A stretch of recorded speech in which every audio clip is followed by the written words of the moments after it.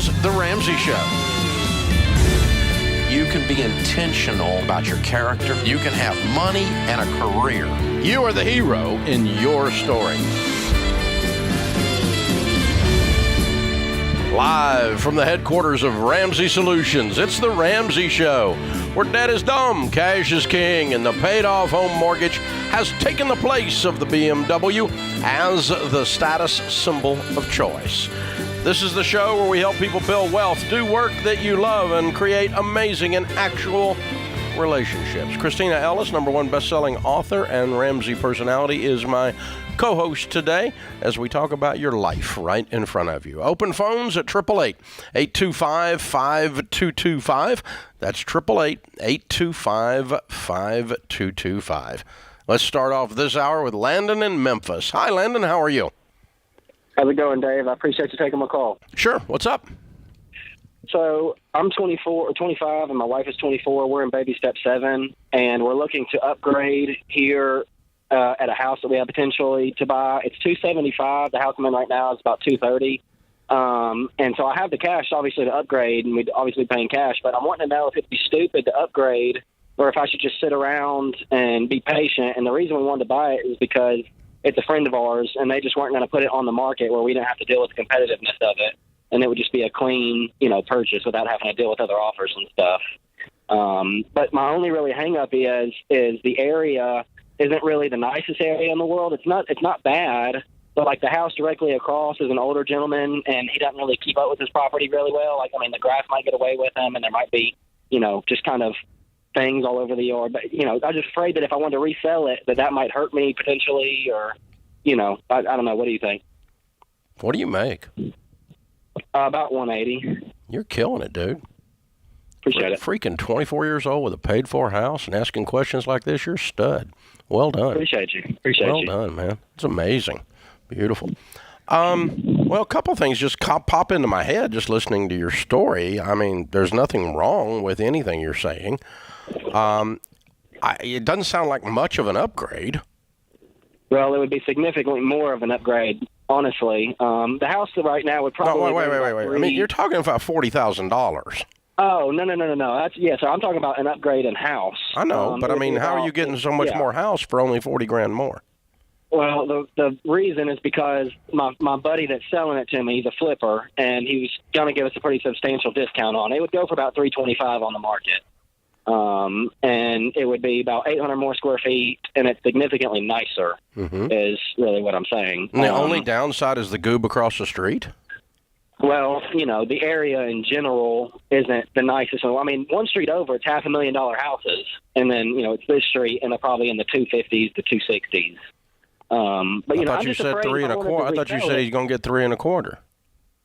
Oh, yes, sir. I mean, it would. But I'm talking about the last time these were sold, 2, 3, 4, 5 years ago. Well, that's not, what we're asking is what's it worth today. You're saying it's a $350,000 street today, and the house is one block over $500,000. Right. I mean, I'm not seeing a lot of minuses in this situation. That's pretty incredible for this market to be able to have that kind of deal. That sounds incredible. What is your hesitation right now, aside from the area, aside from the neighbor? Do you have any other things holding you back? Yeah, so it would just be spending the amount of money cash right now. I don't know, should I just be patient and pile up cash or, because, we are saving for a you're house, a tightwad. You don't want to let go of the money. Dave, I am a penny pincher. Yeah, now I know how you got here. Okay. Yeah. And it's killing you to spend your little bank account. That's what it is. Yes, I can't really emotionally. What's your wife say about this deal? She's the same exact way. She loves the house. Not too happy about the area, and but she's okay buying the house. 5 years from today, are you going to be glad you bought it? I would say yes. Not just financially, but also in living there and living in that specific house. I think we would be. You're not going to be whining about the neighborhood 5 years from now. No, I don't think we would be. And, another main reason we wanted to sell it is because we badly want to get out of what we're in now. Okay. Most neighborhoods are getting better or getting worse. There is very few neighborhoods that are staying exactly the same 5 years from today. 5 years from today, do you think this one will be better or worse? No, it will be better. It's a very trending town. Okay, quit being a And so, tightwad and buy the house then. Okay. Okay. If you don't think this is impulsive or impatient or anything. You haven't done anything impulsive since you were 12. That's true. You're gonna. Hey, listen. I have a hard time impulsing $50, Dave. I'll be completely honest. I understand. I know you, and I appreciate that about you because it's what got you to where you are. And it's actually, Right. But like with most of us, our greatest strength can be our greatest weakness. And in this case, you're getting paralysis of the analysis because you get a joy from holding on to that money. So the resale doesn't make you afraid in any way. If the guy You told me the neighborhood was getting better. It is. Then but I ain't I'm worried about the saying old man if I across had the street. He's going to die, and his heirs are going to sell the place. Right. Okay. I'm just afraid that if I wanted to resell it in 5 to 7 years, that somebody would turn away because of what the neighbor's house looked like. If it's one neighbor and the rest of the neighborhood's getting better, I'm not worried about that. And whenever you go to sell, maybe you can ask him if you can mow his lawn. Just take a day and fix it up for him. Yeah. We used to do that. We had a guy in the neighborhood. We would all just show up and clean up his yard. But that was a different world, though. Yeah, you did that now, people shoot at you. But, yeah, it's crazy. That's fun, though. That's a really cool question from a really cool young man. Yeah, 24 years old on baby step 7, wanting to upgrade houses, and has the cash to do it. That is awesome. And there's so little I had to correct in that call. I'm just sitting here amazed. He's already so far ahead of the game. And for those of you who don't know, Baby Step 7 means he has zero debt, has a fully funded emergency fund, is putting 15% of his income away for retirement, household income, and if they have kids, he's funding kids' college funds. So that's all the Baby Steps. Baby Step 7 is the last of our steps, and it's basically become very wealthy and very generous. Which, by the way, is always good for tightwads to do the generosity thing, too, because it helps you loosen up a little bit. Helps you enjoy your money a little bit more. Yeah, and I'd way rather him be a tightwad than just freely spending and irresponsible. That's incredible. It just makes him a unicorn. I mean, he's awesome. It's beautiful, beautiful situation. He's got his family they're going to be multi-millionaires by the time they're 30. Right. At the rate he's going. So making $80,000 a year, by the way. Ooh. Yeah. It gives me so much hope for the future generation. I feel like it's often so easy to dog on the younger kids coming up and say they're irresponsible. But from what we're seeing, walking through this lobby and coming onto the show, it's like, man, we are seeing some incredible people in their 20s, which is just super inspiring. Yeah. I mean, the 20s got their group too, but everybody's got their group, right? But there's a bunch of good ones in this batch. There really is, and we're running into them everywhere we go, and being very smart, very wise, very careful. This particular Z generation they're a little more serious. There's not a lot of flower children among them. Well, they've been through a lot. They've seen a lot of financial struggle. They've seen a pandemic. A lot of them are realizing you gotta get on your stuff now. Yeah, I guess. I feel like most of us have been through some stuff, but this generation, they're on it. They're game on. I like them. I love it. Good bunch. This is the Ramsey Show.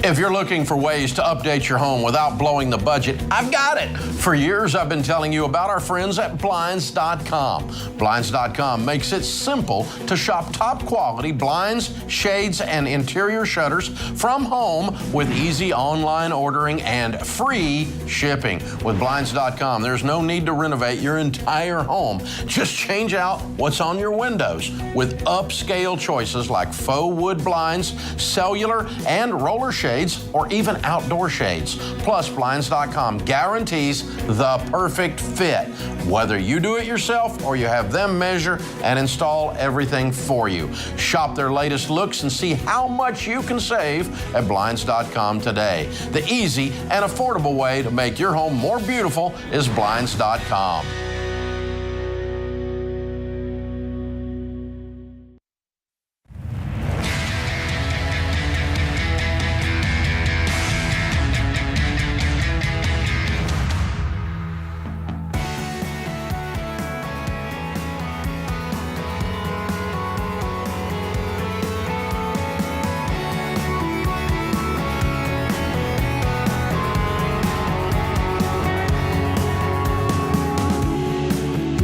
Christina Ellis, Ramsey personality, #1 best-selling author, is my co-host today as we answer your questions about your wealth, your work that you love, and actual amazing relationships. Mike is with us in Philly.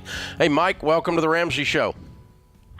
Thanks, Dave. Happy that you took my phone call, and thanks for giving me the tools to really change my life. I really appreciate it. I'm honored. How can I help? So I'm on baby steps 4, 5, and 6, and ever since I paid off my debt and got my full emergency fund, I'm saving up for a house, but the last 6 months, I've been going over budget. And I just feel like I sort of lost that gazelle intensity regarding my budget and expenses. And I just wanted to know if you had any tips to help me sort of get back on track. Mike, what motivates you to succeed financially? What gets you excited whenever you think about saving and money? I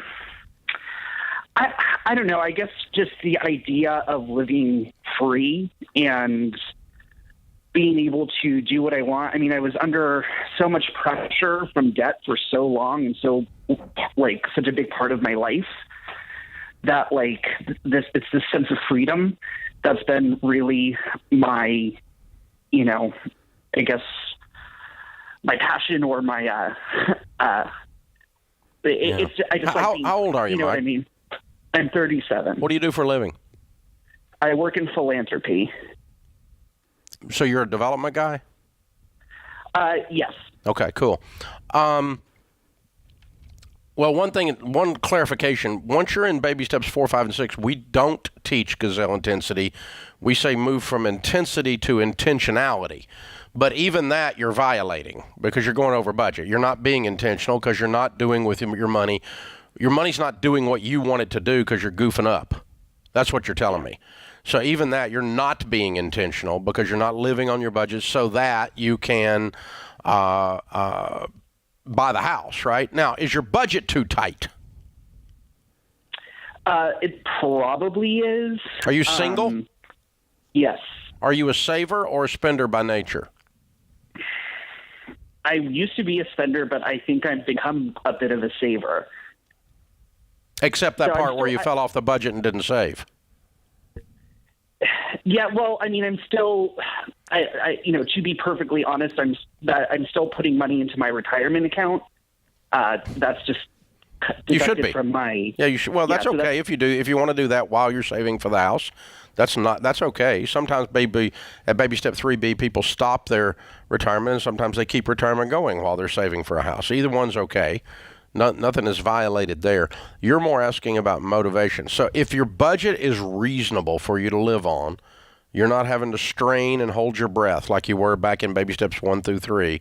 Instead, you're just you went from a sprint to now you're in a marathon. You feel the difference? Yeah. And if in that cadence, that rhythm, your budget is reasonable, then you've got to start asking yourself, okay, what do I want more? This donut? Or these 8 pounds that this donut's going to put on me? These are questions I ask myself every day. So, I mean, it's like I saw a bumper sticker one time that said, nothing tastes as good as it feels to be thin. Yeah. I might argue that, but that's a good bumper sticker. So, but is it worth it to not do that thing that's a budget buster in order to get your house? Yeah. You probably need to get pictures of houses that you like and put them on your refrigerator. That's not a bad idea. Kind of get a visual in front of you that's punching you in the nose ever so often, and you're going, wait a minute. I've already spent my restaurant budget. If I go out to eat 3 more times this week and screw around with this money, I'm not ever getting a house. Yeah. Yeah, that's what I was going to say is it's so important to have your why be clear. Like you need to know why you're fighting, why you're saving, why you're budgeting. I love that you're in philanthropy and you're already a giving person. one of the huge motivations of getting to baby step 7 is so that you can give and live like no one else. So like Dave said, get a picture of the house that you want. Take some time by yourself and just think through, why am I doing this? What is inspiring to me whenever I reach baby step 7, when I have that paid for house? What can I do with that money? How can I give back? What charities are you excited about? The other thing that helps most of us is to have community around us while we're trying to be accountable and to be encouraged. And to have some people in our lives. And so have you been through Financial Peace University? I have not.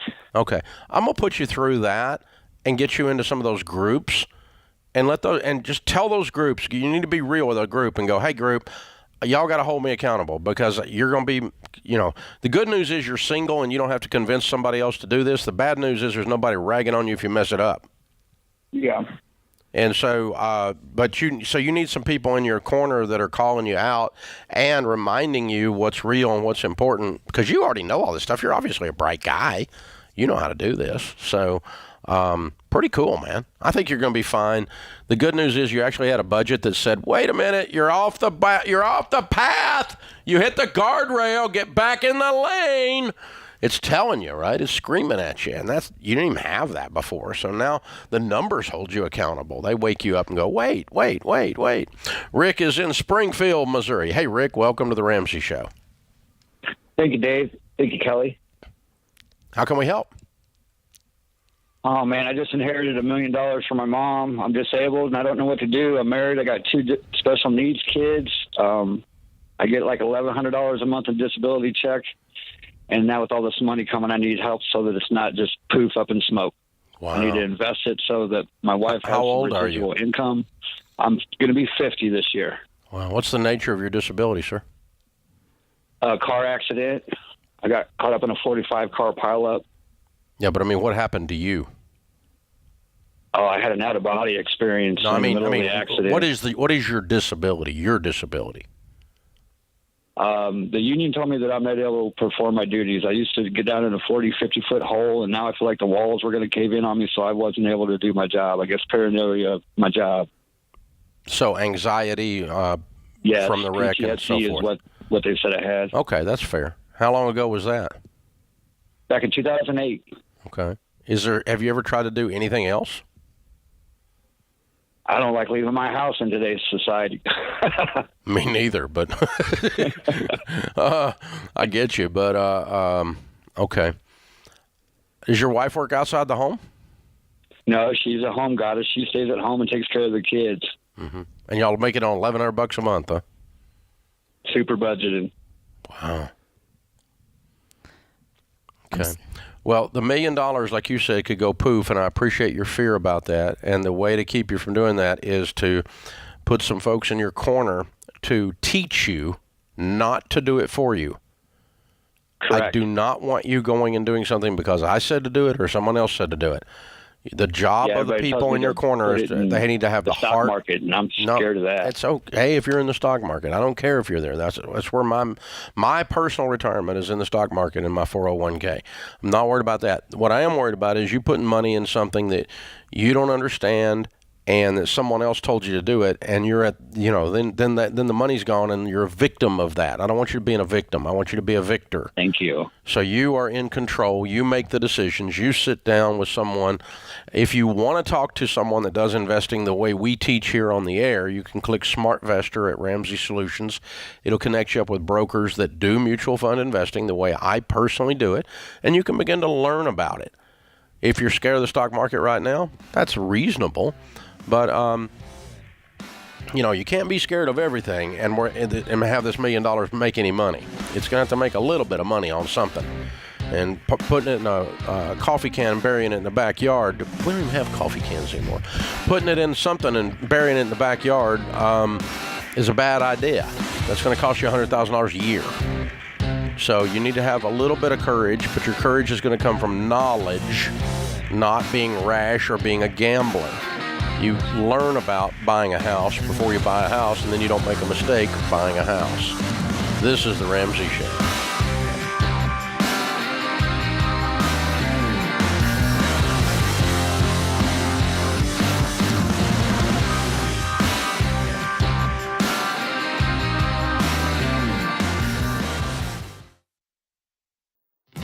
Look, I love real estate, and I want you to have a house, but I don't want a house to have you. That's why you need to get in touch with Churchill Mortgage to make sure you do this right. These guys are awesome. They'll help you get on a smarter mortgage plan because they're committed to doing what's right for you. That means they check in every year with free consultations to help you stay on the right plan. They show you how to save money and interest so you can build wealth faster. They walk you through the total cost of your loan so you can make the best choice.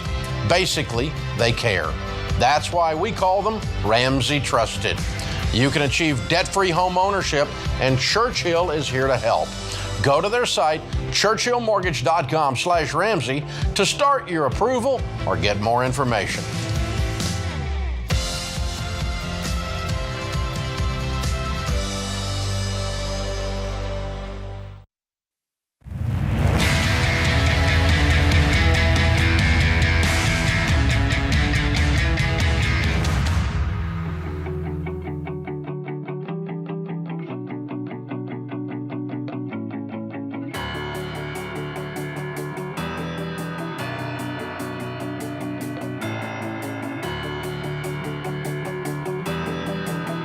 In the lobby of Ramsey Solutions, you can drop by. We have a visitor center, and you can get like free cookies and coffee and see the place and hang out and watch the show. There's usually 50 to 250 people watching the show out here, and we charge exactly $0 for the entire experience. So come by anytime you're in the Nashville-Franklin area. Franklin's a beautiful little town south of Nashville where we live and where we enjoy our lives. In the lobby, we also have a little debt-free stage where people come to do their debt-free screams. And Jorge and Vavara are with us. Hey, guys, how are you? Great. Great, thank you. Where do you guys live? In Baltimore. Awesomeness. Welcome to Nashville. How much debt have you paid off? $230,000. I love it. And how long did this take? 3 years and 3 months. Good for you guys. And your range of income during that time? So I have it written down.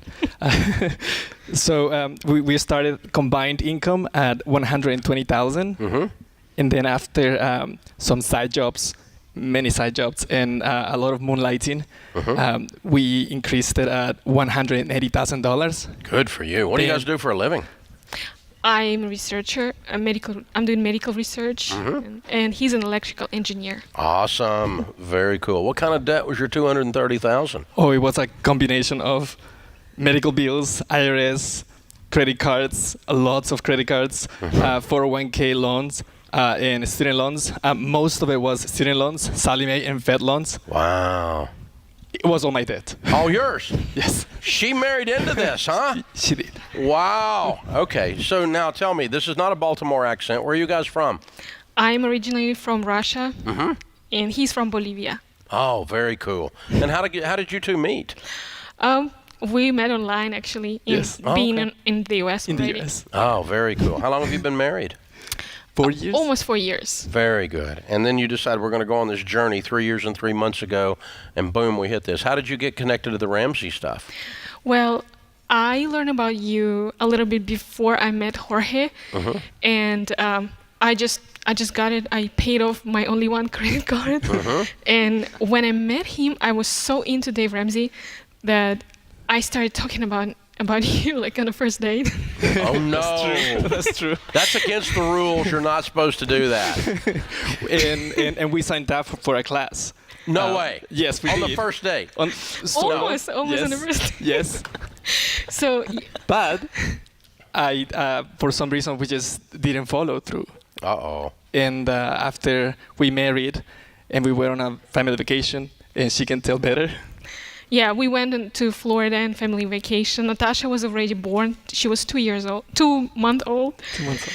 And there was a rainy day, and we got this message. We got the email that we have 2 weeks left until the Dave Ramsey membership expires. So, and we were like, okay, let's just watch it. Let's give it a shot.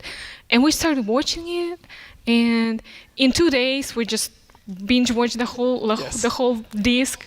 And repeated the parts that we wanted to hear again, like the first step and the second step, the baby step.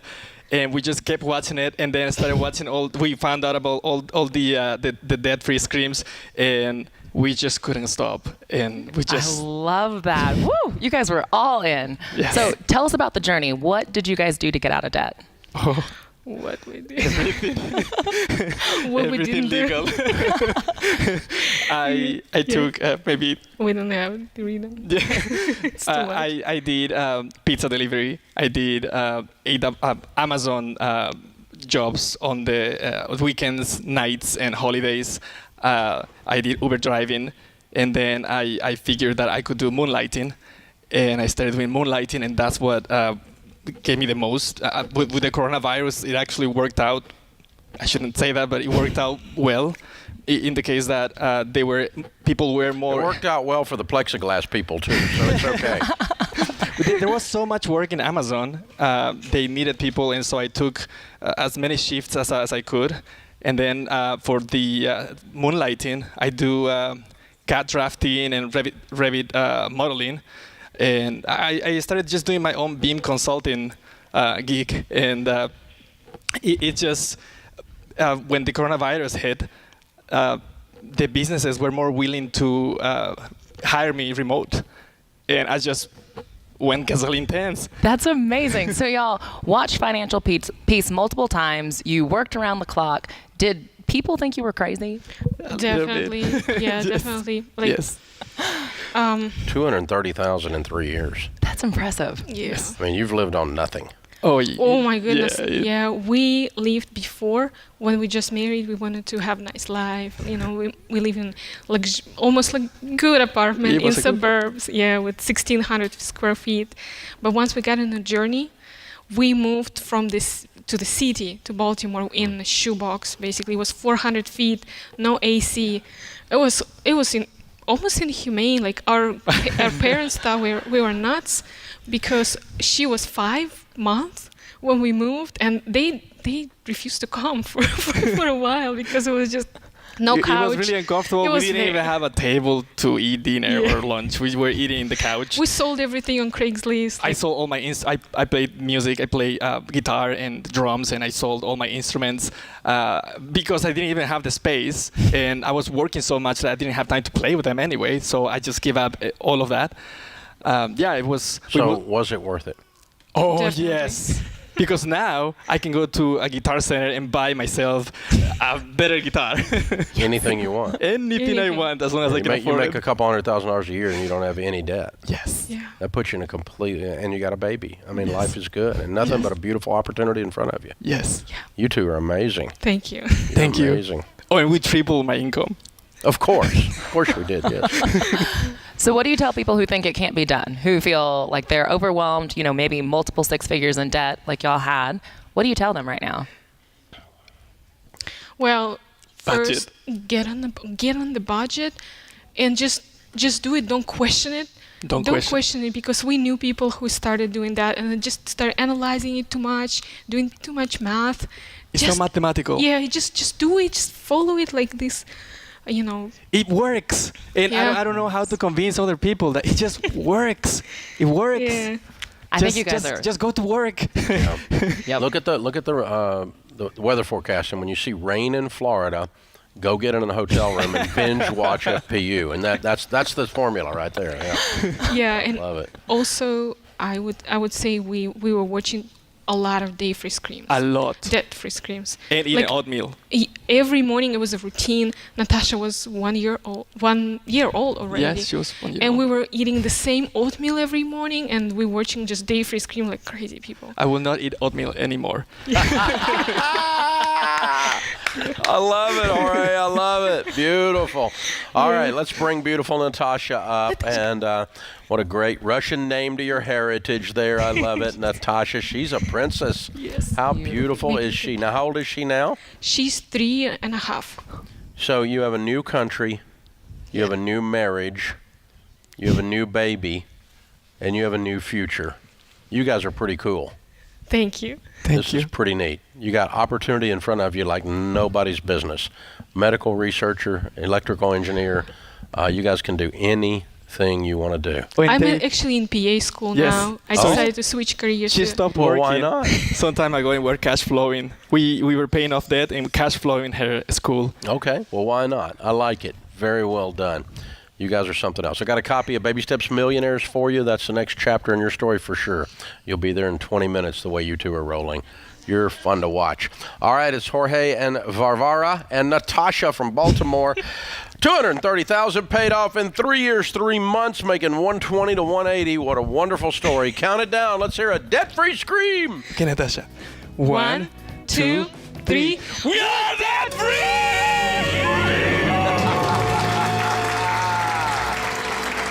Love it! Wow. They are cool. Wow. This is the Ramsey Show.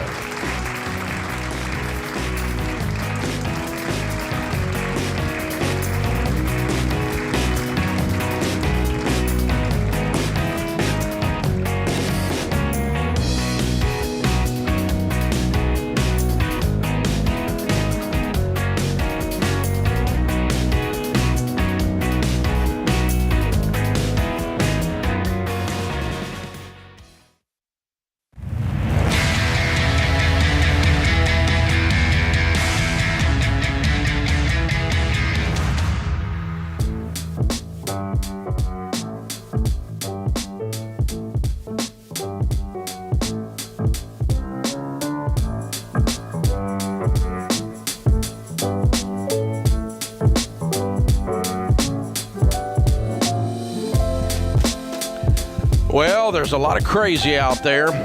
Folks are looking for direction on how to handle their lives and their money, but they're also struggling to see how it's even possible to build wealth with all the news. When you read the news, you think, oh my goodness. When you watch the news, you think, oh my goodness. Well, don't. Quit. Hey, we want you to come to one of our Building Wealth live events. We're going to walk you through all the crazy and teach you the steps to build real wealth, lasting wealth. The financial principles we teach are the only principles that work in prosperous times and in hard times. And no matter where you are with your money, you can get on a path to building wealth. Now, the Building Wealth Live Tour has already made a couple of awesome stops with complete sellouts in Las Vegas and Orlando. We've wrapped up our spring portion, and now we're looking towards the fall. We have 4 dates in the fall, and these are all over 75 to 80% sold out already. But you can still get tickets to Phoenix, September the 13th, Sacramento, November the 1st, Minneapolis, November the 10th, San Antonio, November the 15th. Rachel Cruz, George Camel, Ken Coleman, Dr. John Deloney, and me, we're all going to be there. We'll be signing books, taking pictures, answering questions. It's going to be a blast. And, of course, we're going to be doing the Building Wealth Live event. Tickets are only $25. You can get a 4-pack of tickets starting at $60. Bring your friends, in other words. You and your wife, your husband, bring a couple friends with you for $60. That's a deal. It's going to be amazing. RamseySolutions.com/events and reserve your seats now. Seth is in Detroit. Hi, Seth. Welcome to the Ramsey Show. Hey, how you doing? Better than I deserve. What's up? So my question for today, I did the Dave Ramsey course back in high school, which is about 5 years ago, but did all like the baby steps and I fell away from it a little bit, and now I'm starting to get back into it. But I'm recently engaged. And congratulations. When you getting married? Next year, or August of next year. So yeah. So we're really excited about that. But so one of the things is she is a spender by nature, and I'm more of a saver by nature, which I find is a beautiful thing for our relationship, but also we are recently just trying to come together to be more intentional about how we can unify our finances and cutting down our debt. And something that my question is that, so right now I'm dwindling my debt. I'm hopefully in the next 6 months, I'm hopefully going to be debt free completely. And so she has about $25,000 in debt, and then I have about $5,000 in debt. And so something we talked about was if once I'm done paying off my debt, would it be feasible for me to help start paying off her debt before No. we get married? So that, okay. So why is that? Well, I mean, you're not married yet. So there's always a chance that between now and next August, something could happen. Obviously that's a bit of time, well over a year. So just to take that risk is a bit risky and just not what we recommend. Yeah, you do. It'll also impact your relationship. When you start paying debts off and paying bills for somebody you're not married to, it's a power play. And even if you don't mean it to be, you don't sound like a guy that does toxic power plays. I don't think it's you. I don't think you're a bad guy. But it changes the power structure of the relationship when one of you is paying for everything or paying off everything, and one of you is responsible, one of you is not. It can build up resentment. It can do all this other stuff. Instead, what I would tell you to do, I love the idea that you're talking about it and you're beginning to communicate about it. And let me ask you a personal question. Do you mind? Why are you waiting 18 months to get married? Just because we're wanting to save up for, it's not like a huge grandiose wedding, but so she currently works at YWAM, which is Youth with a Mission. Yeah, I know like YWAM. a missions organ. Yeah.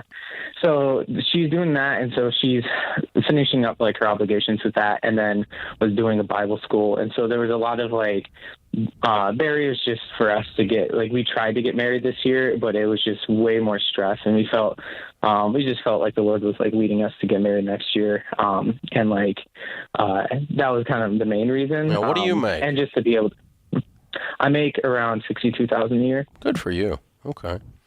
Yeah. And so she's living on donations and then going to Bible school on donations, right? Yeah.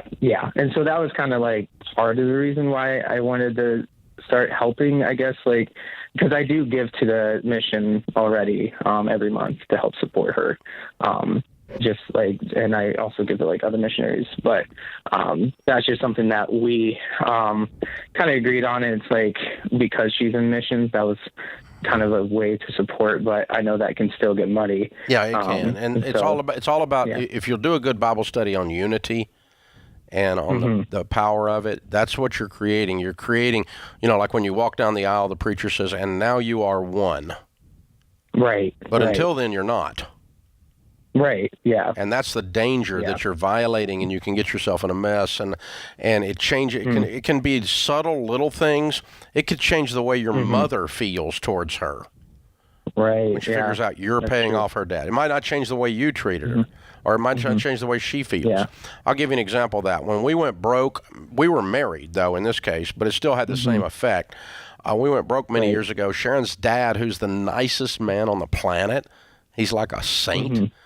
He loaned us a little money to catch the house up so we didn't lose it in bankruptcy. Until I got that debt paid, he never said a single unkind word. Never looked at me once. She never said anything. It drove me bananas. Thanksgiving dinner just didn't taste right until I got back on level playing field with him. It was like it snapped something inside of me. And so I don't think you're going to see something that extreme here, but that's the principle that's in play. So anyway, what we're going to do is we're going to bless you. I want you two to go through Financial Peace University as part of your pre-marriage counseling, and I'm going to pay for it. Well, thank you so much. That means so much. Okay, and then the two of you are studying these principles, because if you can come into, Jesus said your treasure's where your heart is. So if you can come into agreement on your money, even though you're not combining it, we're both talking about it. She's doing the same things you're doing. You're operating on the same biblical principles of finance, and you're both in agreement that this is how we're going to live our lives. You have a huge step up. Now, then, whatever money you would have put through YWAM to her, or whatever money you would have paid on her debt, just pile it up. Okay. And the day you get married, and when you get home from the honeymoon, write a check and pay it off. Yeah. It's the same effect. You're still going to be out of debt at about the same time, actually, depending on how much of that 25 she could have knocked out on donated income. Probably not any during the next between now and the next August. Very little she's going to reduce it. But if you piled up $25K over there in an account, you come home from the honeymoon, write a check, boom, boom, we're done. On to the next baby step. and you're going to be walking your way right through this. It'll change everything. But there is something, is a reason that Jesus talked so much about money in the New Testament, more than he did grace, by the way, in the parables. There's something powerful about the shift when you start mixing money into relationships. And by the way, all of us are always mixing money into relationships. And so we tell folks, be very careful to keep your money separate until you are married. Absolutely. But the thing is like you said, he can still be setting it aside for when they do get married. The moment they get married, that evening, he can go in and pay off her debt. And I just think it's No, not that evening. He has to wait till the next day. True. They'll be busy. Yeah. Come on, Christina, you're not that old. But I will say, how cool. I mean, he said he took foundations 5 years ago, so there may be, 22, 23? Yeah, they got plenty of time. Foundation. They got plenty of time. They're going to be good. You're in good shape, young man. Hang on. We'll get you signed up for Financial Peace University, and we'll be part of your pre-marriage counseling. This is The Ramsey Show.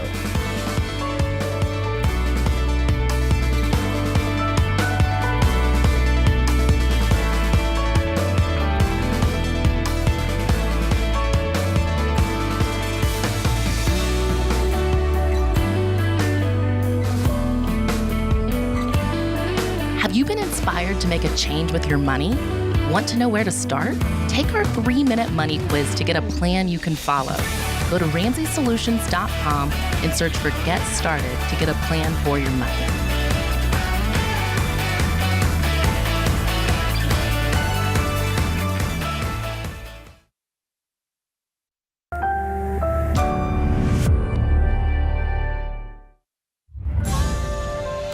This is The Ramsey Show. You can be intentional about your character. You can have money and a career. You are the hero in your story. Live from the headquarters of Ramsey Solutions, it's The Ramsey Show, where debt is dumb, cash is king, and the paid-off home mortgage has taken the place of the BMW as the status symbol of choice. Christina Ellis, Ramsey personality, #1 best-selling author, is my co-host today. You jump in. We'll talk about your life and your money. We help people build wealth, do work that they love, and create actual amazing relationships.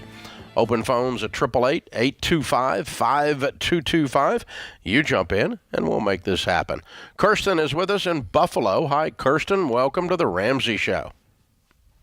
Hi. Thank you so much for taking my call. Sure. What's up?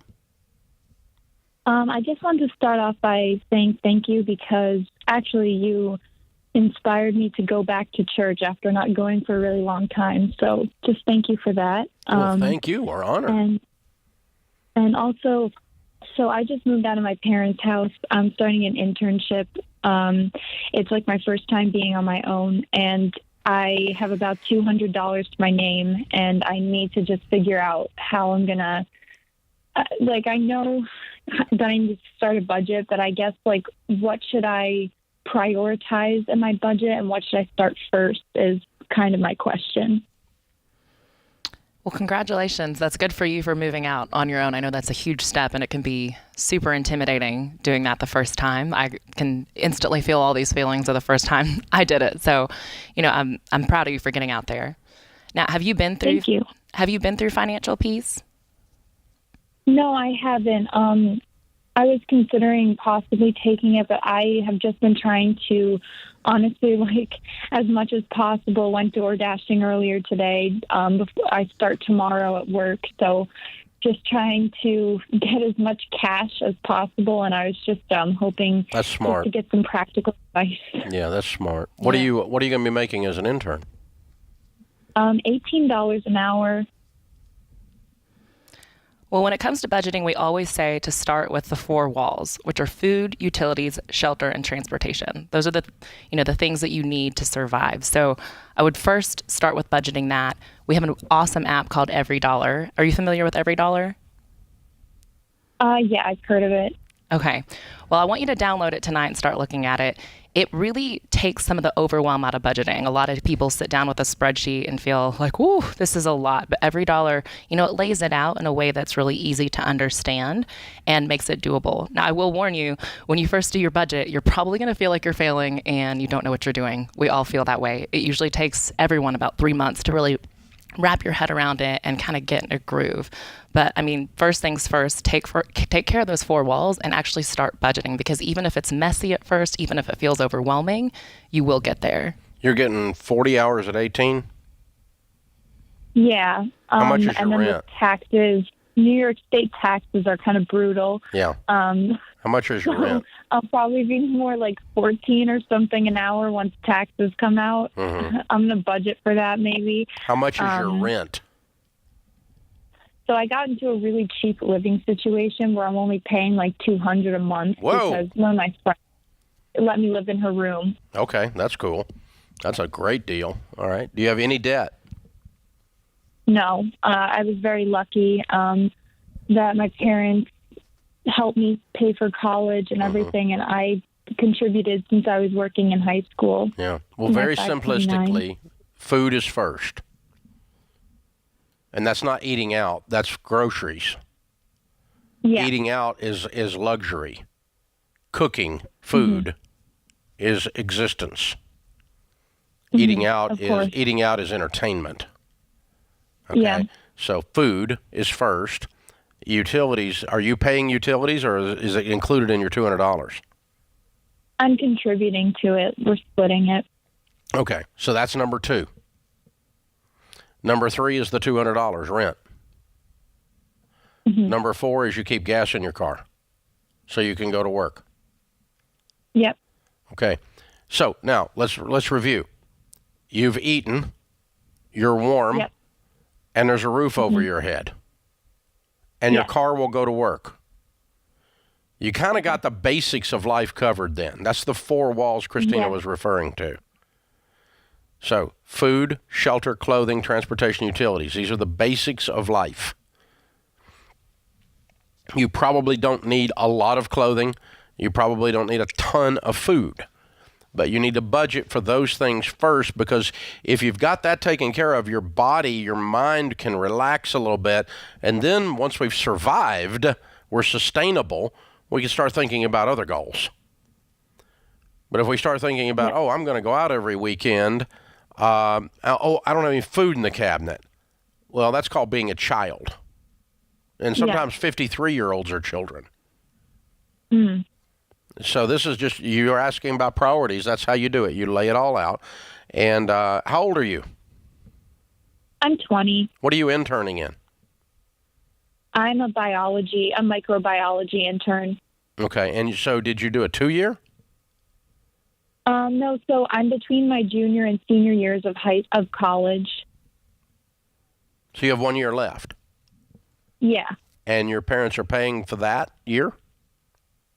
Yes, but when I have to cover rent by myself, so I'm going to try to save money beyond that so I can stay out of the house, pay my own rent. Okay, good idea. I like every bit of this. Okay, cool. All right, so what your goal right now is get through school alive. That's about it. You don't need a big financial goal. And so if you pile up $50,000 in your bank account to get through school alive, when you graduate, you'll have plenty of time to do everything else you need to do. But I just want you to finish. I want you to finish with no debt and reasonable amounts of stress that you have managed by prioritizing this. Okay, so Christina's right. Go download EveryDollar. Get that income coming in on that internship. She's a go-getter. Yeah, that's amazing. And even the fact that she's choosing to move out and stay on her own beyond just the first 3 years of college and continue on that journey is just proof of that. That's awesome. Well, and it's like, I was reading an article this weekend that she chose.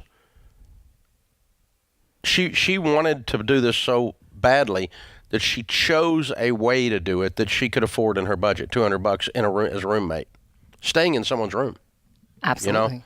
versus I need a 1,600 square foot apartment with a skylight and a jacuzzi and a racquetball court and an indoor garage.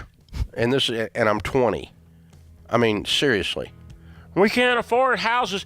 Young people cannot afford houses. It's because they think they need a granite countertop with 3,200 square feet and 6 acres. Give me a break. She's proof of the hustle. That's it. I mean, you maybe when we're just starting, maybe it looks like we're just starting. Wow, what a shot. That's awesome. Well done. This is The Ramsey Show.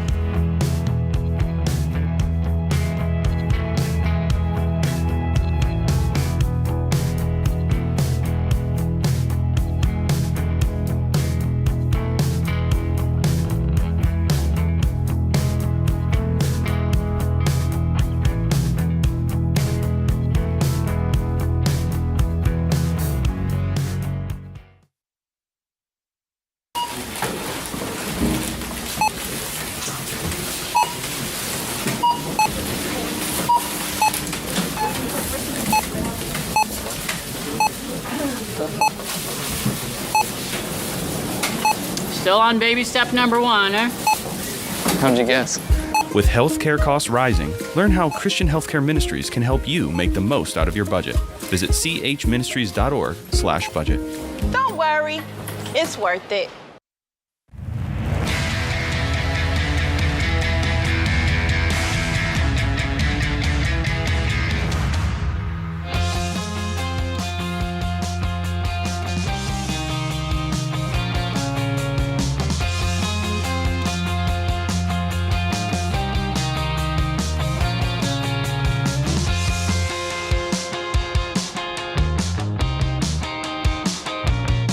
Welcome back to The Ramsey Show. Christina Ellis, Ramsey personality, #1 best-selling author, is my co-host today.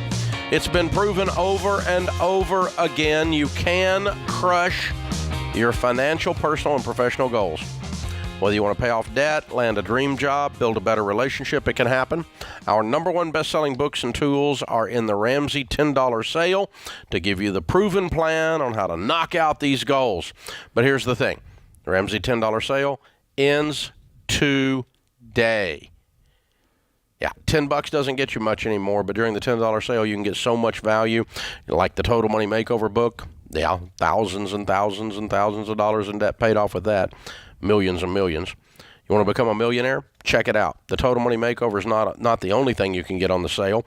Questions for Humans, Know Yourself, Know Your Money, the Graduate Survival Guide, the Get Hired digital course, the brand new quick read, the Momentum Theorem, all proven plans to help you crush your goals. $10 sale ends today at RamseySolutions.com.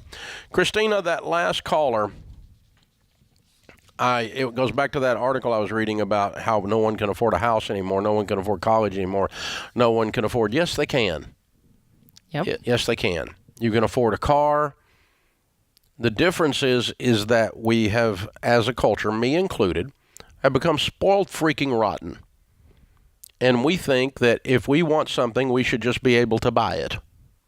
Well, period. I want to go to that school. Wah. I want to live in that house. Wah. I want to drive that car. Wah. And all of us have walked around acting like that somehow we're entitled to live in these McMansions when you're 27 freaking years old, or you're entitled to go to this school just because you breathe air. And it's just asinine. It's ridiculous. And it really, it goes back to the thing we taught for 25 years, that probably the #1 most powerful financial principle is contentment. Yep. Well, I mean, I think as a culture, we're starting to build up certain things to where people assume they have to have it. You know, with college, everybody needs to go to a fancy private school, or at least everybody in your community might be going, so you think you need to go. You know, everybody, for young adults, you may be seeing all your friends getting 3,000 square foot homes and think you got to have it. And it's like, you don't really need to start there. You can get there eventually, but that's not where you need to start. And it's kind of crazy seeing what's happening in the world of college. A lot of these colleges now, they're set up like 5-star resorts. They've got lazy rivers. They've got these beautiful dorms with all these amenities. Like, you're basically staying at a beautiful resort. So it's a freaking Ritz-Carlton for your 19-year-old. to play beer pong in. So a lot of people get out of college and then they think, if this is where I lived in college, then I need to upgrade. I need to have a beautiful apartment in a great location by myself and have all these amenities. And that's just not true. And I love that last caller, the fact that she was living with someone in a room for $200 in New York. Like, that's amazing. She figured out a way to work it out. It's not glamorous. It's not going to be the most beautiful, luxurious setup, but she was willing to make sacrifices now so that she could graduate debt-free and have a great future. Now, I seldom in 30 years abruptly end a call, but if I get someone that calls in and is like, well, you've got these two $700 car payments. These Escalades have got to go. I mean, this is ridiculous. Y'all have lost your minds here. You got to get rid of these Escalades. I can't get rid of the Escalade. Yeah, you don't really have a choice. No, we'll have to work on something else. I can't sell the Escalade. Pop, you're gone. I'm done dealing with you. I'm not going to try to talk you in past that. Once you're that obstinate and you're that stuck on driving an Escalade, you're not ready for me to help you because I can't really help you. You're going to have to go, I'll drive anything. I'll do anything. I'll work anywhere that is legal and moral. I will do whatever it takes. I have had it. I'm sick and tired of being sick and tired. I'm ready to change my life. And I'm not going, $5 million in debt to get a degree in left-handed puppetry from some famous stinking school with a lazy river. This is just ridiculous. Right. It's ridiculous. It's how we got to this epic student loan crisis. And the stupid government just keeps writing these checks. Why? Because the government is stupid. They're just straight up stupid. They have no off button. I had a little pug dog, and that dog, we could not put food out because whatever food we put out, it ate it. It did not have an off button for food. And that's Congress. It does not have an off button. It will eat it until it just explodes. The little dog would get so fat that we had to just quit feeding it. It was, and Congress is the same thing. They're just fat. It's ridiculous. And it's all off of you people, me. Well, I think that's what's so hard with the student loan crisis right now and all this talk about student loan forgiveness and if it's going to happen, if it's not going to happen. I think so many people are wondering, if it does happen, then are we changing the way that college works? Like, are we going to make college cheaper now? Like, how do we prevent then the next generation from falling into the exact same trap? We want student loan relief. We want people to have freedom from their student loans. We want them to pay off debt, but we also want to prevent the future generation from walking off the same cliff. Now, what's the purpose of saving this bunch when you got to turn and save the next bunch? Right. You got to quit making the stupid loans. It's intellectual dishonesty to keep making the loans while you talk about forgiving them because they're so evil, and it needs to stop. But it all comes down to this sense of entitlement, arrogance, versus a sense of contentment. And that was what was so beautiful about her. That's what brought this up. Coming out of that break was, you said, hey, let's talk about these colleges and how they're out of control, because she chose a school she can afford, a living situation she can afford, a work situation that would make it work. She's finding her way through it, Absolutely. Cool. And I think that's the thing is, we have to make going to college debt-free cool. We got to fight this culture that at whatever expense, at whatever cost, you got to go to the big prestigious school with the, fancy ranking. If you can do that and you get scholarships to do it, if you get financial aid to do it, that is awesome. But if it costs you the next 10 years of your life, that's not worth it. It's just not worth it. And we walk around Ramsey Solutions, we're a super competitive workplace. It's hard to get a job here. It's really competitive. But when you walk around, you'll see people who went to community college. You'll see people who maybe didn't go to college and they just hustled really hard and learned a certain skill. You'll see people who went to Ivy Leagues, and we're all working in the same workplace together. And we all have to get our job done. It's just the same. Go figure. Who knew? So there it is. Our question of the day comes from Blinds.com. Find out for yourself why Blinds.com is the #1 online retailer of custom window coverings. You get free samples, free shipping, and with the new promos they run every month, you'll save even more. Use the promo code Ramsey to get the best possible deal. Today's question comes from Andy in South Dakota. I was planning to go into the military and using the GI Bill to pay for college. I just learned that I was not accepted due to an undiagnosed medical issue. What do I do now? Well, first off, Andy, I'm so sorry about that. I know that can be kind of surprising and overwhelming. But what a lot of people don't understand with the military and the application, and if you get medically disqualified, is that one, it may not be a permanent disqualification. And two, even if it is technically a permanent disqualification, you may be able to get a waiver from a doctor for that condition. So I would definitely dig deeper and explore farther. And also, you could possibly apply to different branches of the military. So if you've been rejected from the Army, for example, you could still apply to the Navy, Marine Corps, Air Force, or Coast Guard. Or you could even look at a different geographic location. So again, dig a little deeper. You may qualify with a medical condition if you can talk to a doctor and figure out if there's a workaround with that, and you may not, but you won't know until you really talk to different recruiters and dig a little deeper to see what's available. I would also check with the National Guard. They will pay almost as much of your college as the GI Bill will. And it's an absolutely incredible benefit package, and you get to work another full-time job too. So National Guard is a good gig, and so a lot of people doing that and going that direction as well to get through there. Of course, the other thing is take 2 steps back and how do we skin this cat? Poor cats are always getting skinned. How do we skin this cat? And what are we going to do next? And let's figure out a way. Oh, we're going to this school over here. I'm going to work this job. Yeah. And the military is just not in your future. And I hope it is. If your desire to serve, and you're coming out of Memorial Day, we appreciate your desire to serve. Thank you. We honor that. But if that's not in the cards, what's God got for you? There's another thing. It sure wasn't to stop where you are. It's a detour, dude. Turn left, turn right, go. Foot back on the gas, kick it in gear. Spin around the corner, course correct, go. This is the Ramsey Show.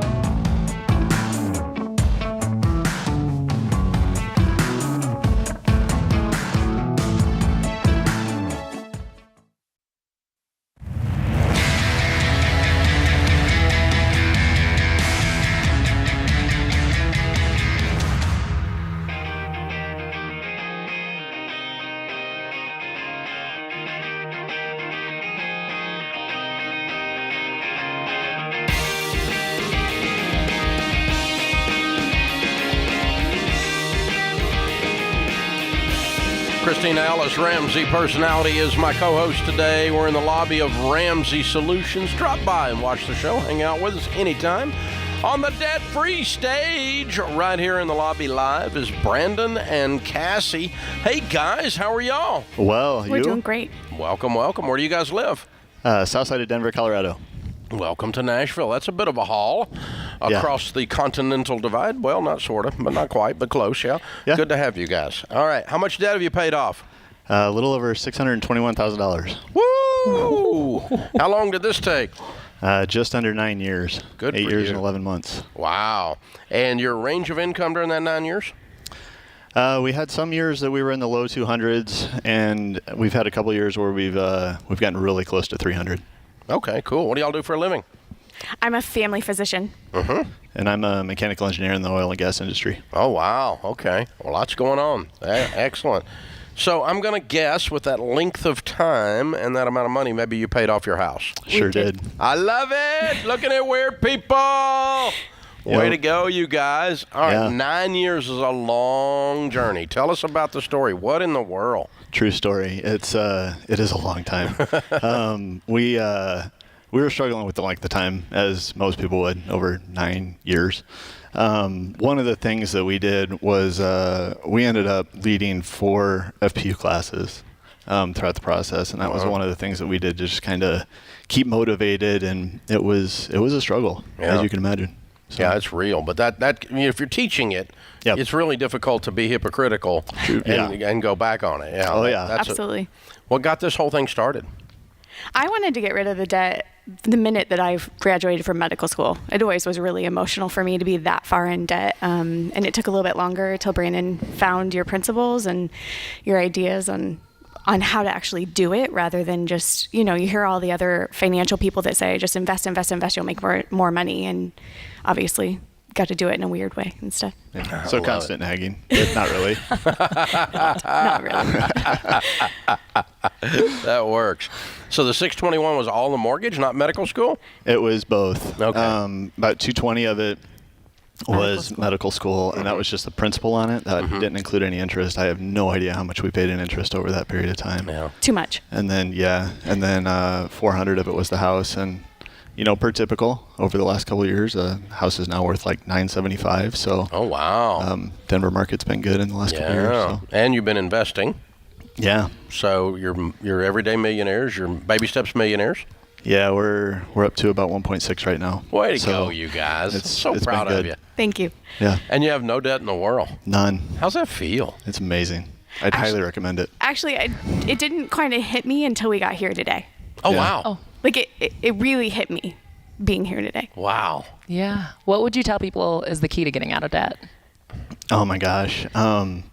Perseverance through time for us, and having a common goal. Like, you can't.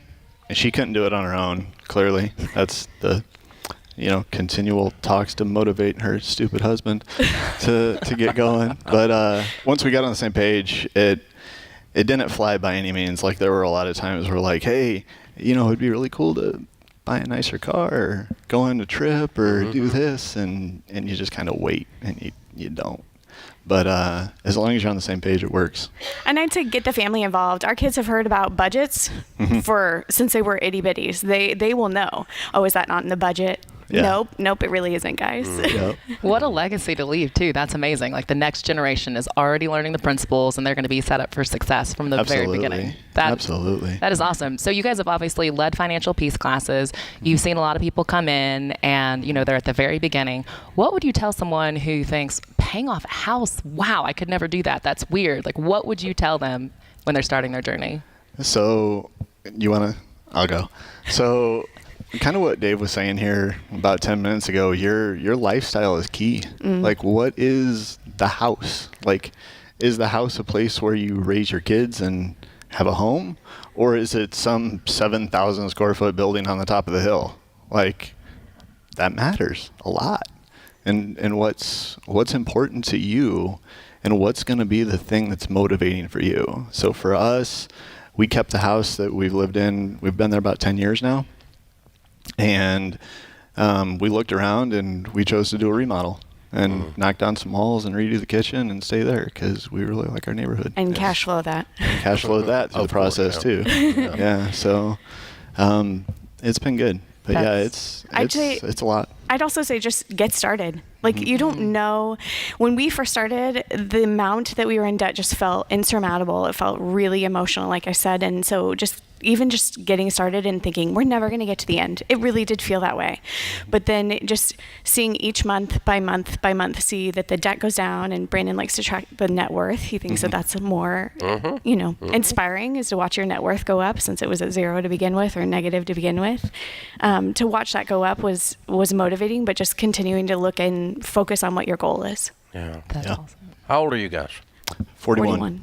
And you're worth 1.6, and you have a paid-for house just outside of Denver, and you're making $200,000-$300,000 a year.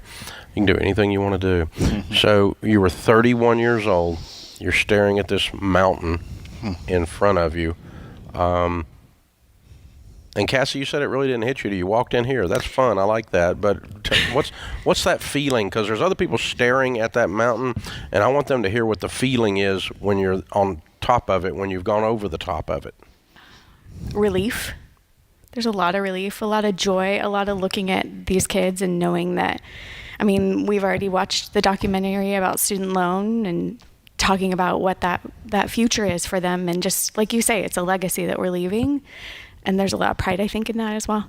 Yeah, there's a sense of release almost. Yeah. Oh, for sure. Yeah, way to go, you guys. All right, what's the first big thing you're going to do? You got to do something fun now, the remodel, but what else? Yeah, we figured we'd cash flow a trip to Nashville. Come see you.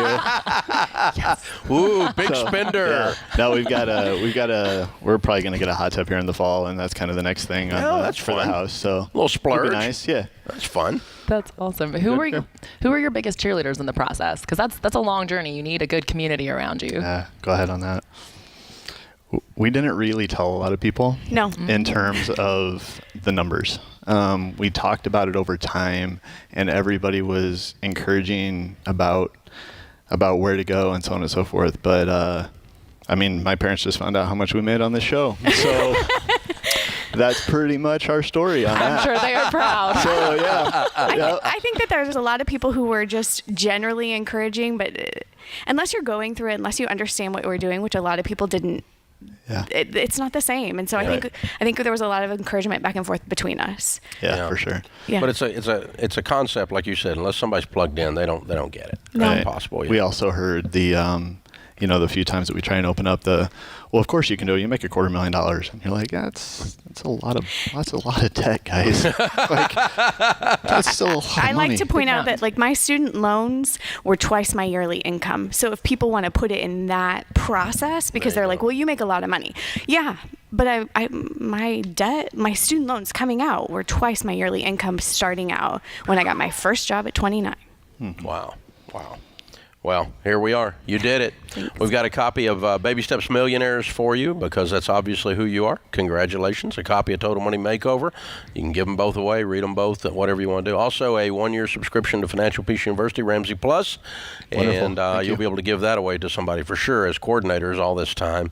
So very well done. Thank you for leading the classes, too. We really appreciate it. You're inspiring people. Very, very, very well done. Good stuff.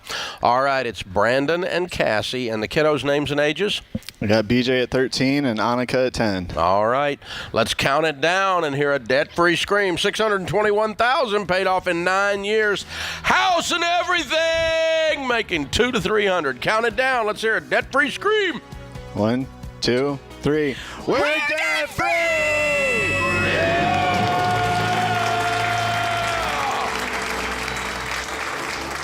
And we're 41 and worth almost $2 million. Amazing. But the Ramsey organization just tells people to get out of debt. We don't know anything about building wealth here. Just for those of you that have heard stupid butt stuff on Reddit, there's millionaires on these stages every week. This is the Ramsey Show.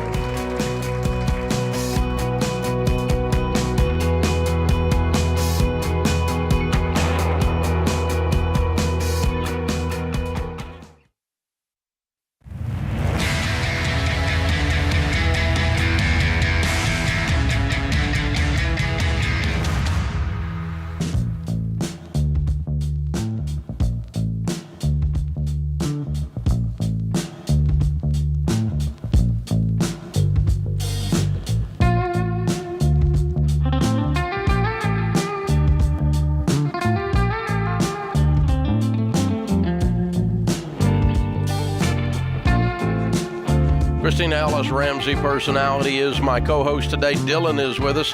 Dylan is in Fort Worth, Texas. Hi, Dylan. How can we help today? Hey, Dave. I have to ask, how are you doing today? Better than I deserve. Well, great to hear that. So I'll try to just break down a little background for you. So I am 31. I'm a personal trainer in Fort Worth. Last year made probably about 84 gross income. And I'm getting kind of pulled into, over the last few years, thinking about changing careers. So I've been doing this for about 12 years. And over the last few years, of course, with COVID, everything like that, I was with a big corporate gym for about 5 years. And upon coming back, I was basically eliminated. So I went back on my own, been doing that since 2020, and do pretty well on income, schedule-wise. Work-life balance is great. Although I do feel like I am just kind of going through the motions rather than thriving. So I didn't know if it was quite time for a change. I've been approached by a past client's husband a couple of times to go do some business sales for a technology company. So, of course, sales has been something I've been in my whole life, but it's always been selling myself and selling results rather than a product and service. So I just kind of want to get your feedback on that. I'm a divorced last year. Currently just live, me and my son, half the time. And I don't know, just make sure I don't have a heart attack on the phone. I think you're going to be okay. Oh, my goodness. Well, I don't hear a lot of... there's not like a lot of excitement about anything in the conversation. Okay. Like, I'm not excited about where I am, and I don't hear anything about where you're going that's exciting. Somewhere I need to get love- some excitement in the conversation again. I definitely love what I do. I've done it for so long, though. Over time, it does get a bit tedious and repetitive, and dealing with clients, things like that. But I love the relationships that I've built. That's always something I have exerted onto resumes, or if I ever did get called in for some sort of interview, was that relationship building process is crucial for me, and that's how I've always built my business. It was never really just that, oh, I'm the guy that's going to make you lose 20 pounds.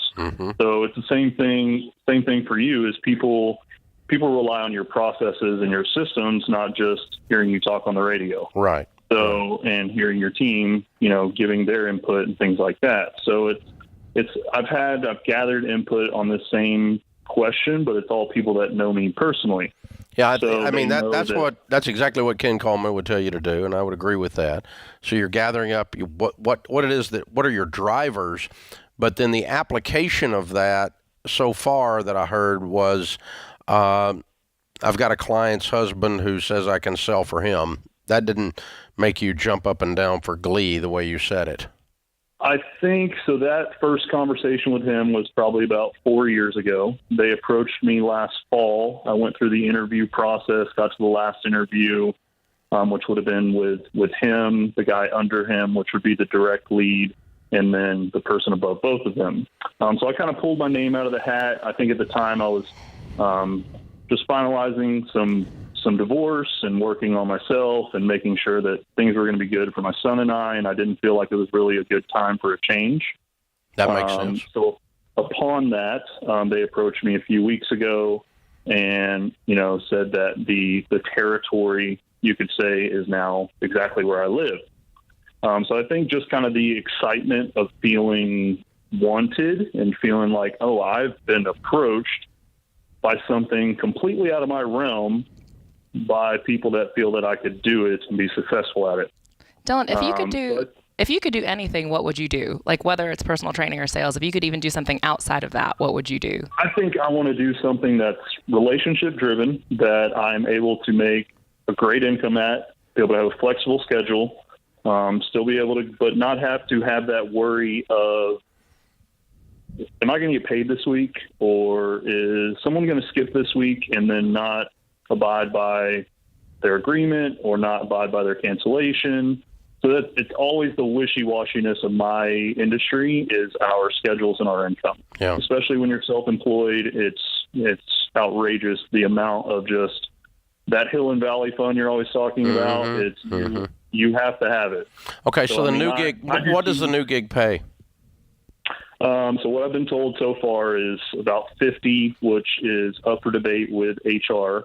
So that hasn't been told to me exactly yet based on my qualifications, education, et cetera, and then commissions. So what I did towards the beginning is I wanted to talk with his best performer, who was making at the time going to make about 150 to 200, and his worst performer, who was almost exiting the team, was still going to be around 110. So I tried to do my due diligence and making sure that I was speaking with the best and the worst. Of course, I didn't speak with the worst. But I wanted to know, okay, what's my actual average when it comes to this trade? What do you make now? Last year was about 84 gross. Okay, so you make 100 minimum. You got an increase. It's a new thing. It's a new life after a divorce. You're starting fresh. I think you do it. I don't see any downside. There's nothing here telling me. You're not telling me anything on the list that's negative. I just was not hearing the excitement, and the more you talked about it, I started hearing some excitement. I think just the only negative is the change and the unknown of, okay, is that boat actually close enough to the dock to make that kind of jump? And is my financial situation capable of that? I'm about 65,000 student loans to go along with y'all's rant a few minutes ago. So that has basically been stagnant for a few years. I have about But that wasn't due to income. That was due to divorce. Everything was stagnant for the last 2 years.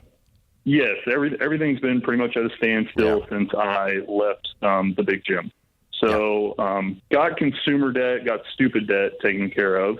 It's all stupid, but of course got credit cards. But you can live on the 50 barely. you for sure can live on the 100. Definitely. Yeah. And I even played with a couple of months ago to sell the house. Mortgage payment's about $1,700 now because I had to do a cash out and pay off that half of the equity. So I'd even wondered at that if it's even, do I jump on the wave of selling? But then I had looked at rentals and things like that. Rentals in our area are about $2,000, $2,500. Of course, not including deposits, all that. But that was another thought as well, but I wasn't going to really include that in my question. Yeah, it's fine. I mean, I think you take it, and if you need to sell the house a little bit later, you still can do that. I don't think the market's going to dry up in the next 20 minutes. You're going to be fine. Yeah, if I'm in your shoes, I'm giving the thing a run. But this is you go through a divorce and you've gone through all this. There's a lot of holding your breath, and this feels like an exhale. Whew. Game on.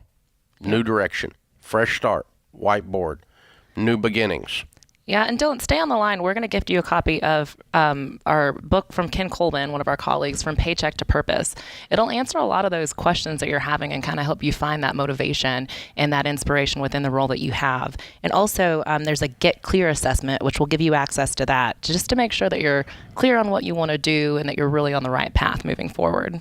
One of the things I'm poking around on, and I think I got there, I felt like I got there, was, and this is for the rest of you listening, of course, is when you go through a major transition, like a divorce or the loss of a loved one or something like that, and then a job change comes right beside it, that's a little bit of a warning. Be careful. Alarms are going off because you might be trying to fix some wounds with this other thing.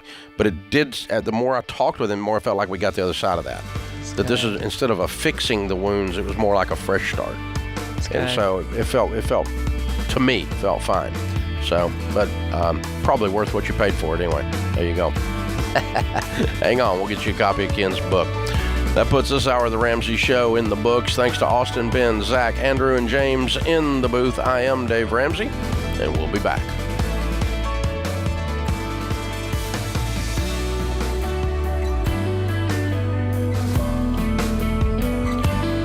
Dave here. You can find all of our shows with the Ramsey Network app on your smartphone. It's the only place to listen to the entire back catalog of episodes. Download the Ramsey Network app in your favorite app store today.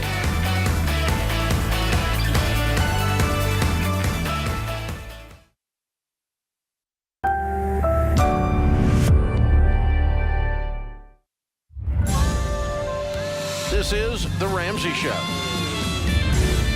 You can be intentional about your character. You can have money and a career. You are the hero in your story. Live from the headquarters of Ramsey Solutions, it's The Ramsey Show, where debt is dumb, cash is king, and the paid-off home mortgage has taken the place of the BMW as the status symbol of choice. This is The Ramsey Show. We help people build wealth. We help them find and do work that they love and that matters. We help them create amazing, actual relationships. Christina Ellis, #1 best-selling author and Ramsey personality, is my co-host today as we answer your questions about your life and your money. Riley is going to start off this hour in Minneapolis. Hi, Riley. Welcome to The Ramsey Show. Good afternoon, Mr. Ramsey. Good afternoon, Mrs. Ellis. Thank you very much for having me on the show today. Our honor, sir. How may we help? I just wanted to start by saying thank you for all that you and your team do. We're very fortunate to have you around here in the United States and all over the world listening to how you help people. Thank you. Essentially, my question today is if I'm missing anything. I am currently investing 20% in my 401k through my employer. I'm currently maxing out my Roth IRA. I am currently doing monthly distributions to mutual funds as well as a house fund that I have set up into a Fidelity 500 index fund based on the S&P 500 index, in addition to a couple more high dividend yield stocks. And I really just want to ensure that I'm doing everything I can to set myself up for the ability to live and give like no one else in the future. Wow. I'm going to be off Friday. You want to fill in? I sure wish I had the opportunity. I mean, you got this down, dude. You got it so dialed in. How old did you say you are? I am 23 years old, sir. What do you make? I make between 60 and 70,000. My main job, 40 hours a week, I'm making just over 61, and then my side hustle, I do about 15 to 20 hours a week. Make 14 an hour plus tips. How did you learn to do all this by the time you're 23? I had some fantastic leaders growing up through sports and a father that worked extremely hard, dropped out of college at 18, has been working for the same company for 35 years and taught me how to work hard and be consistent and be a good person. Wow. Good for you. Pretty amazing. Thank you, sir. I mean, you're single, 23, you make 70, you're putting all your money in investments right now, and you're saving towards a house, and you're 100% debt free. I don't have anything to add to this equation. You're heading in the right direction. Now, the next thing that'll happen usually is you do buy the house, and then we'll be about the business of getting it paid off as soon as possible after that. And you're gonna, and you'll back your investments down to 15% of your income at that point until you get that done. But I don't see any flaws right here. Well, what's the timeline for when you want to buy the house? What's kind of the goal you've set for yourself? So I want to move out of my house and actually move to the Nashville area or somewhere a little warmer from Minneapolis within the next 3 years with my company. And then because of the company and the nature of the business I'm in, probably be moving around quite often. So I was thinking renting for the next probably 10 years until I settle down in a place that I'm going to be longer than 5 years, and then get a 15-year mortgage and try to pay it off in 5. Yeah. So you're thinking about moving in 3 years and then buying in 10 years? Yes, ma'am. Okay. So you've got time to save up that down payment. You got time to save yes, up the purchase price. I currently have a little over $30,000 saved up for the house or renting fund, essentially, because I didn't spend my entire fund for college. I graduated a year early. Yeah, if you're careful when you make your move, even if you're not going to be there but 2 or 3 years, since you're going to be paying cash for the property, you may want to look at going ahead and buying earlier than that 10-year mark. But, I mean, somehow I got a feeling this is not going to unfold exactly the way you've got it lined out. You get married, it could change this equation, as an example, like where you land, how often you move, what you do, all those kinds of things are affected then. So that's what I would look at. But I think you've got a great start. I don't see anything wrong with the direction you're going for the next 24, 36 months. Just keep rocking it, man. I mean, really, I don't have any fixes to this. Make sure you're being generous. Make sure you're enjoying your money. Don't nerd out on every penny. Okay, so you need to have some enjoyment. And if those are not muscles you use very often, they can get atrophied. So force yourself in your budget. I'm going to blow this much money. I'm going to be outrageously generous with this much money. And force yourself into those muscle groups. But it's not that hard. I think you can do it. You're pretty incredible. What a rock star. 23 years old. That's how it's done. Where do we find these people? Zach is in Franklin, Tennessee. Hi, Zach. How are you? I'm doing well. How are you? Better than we deserve, sir. How can we help? Yeah, so I'm just kind of wanting to get some guidance on where to get started and make sure I don't screw things up with my money. I just graduated college a couple weeks ago, and I moved into my first full-time job. Congratulations. What are you doing? Software consulting. Oh, wow. How much are you making? I'm only making 75 base, and then I'm not sure how much on bonus. So I'm just going to say 75 for now. Good for you. Well done. That's awesome. Thank you. Do you have any student debt? I do. I have about 20 to 22,000. I don't know the exact number off the top of my head in student loans, and then I have $8,000 in credit card debt. Okay. Are you familiar with the baby steps? Yeah, I am. I kind of sped read through the Total Money Makeover, but I obviously didn't read it closely enough, so I'm going to have to, reread that maybe. Yeah, well, right now you're in baby step 2, which is where you pay off all your debt. And you've got a great shovel right now, $75K income just starting out, plus bonuses.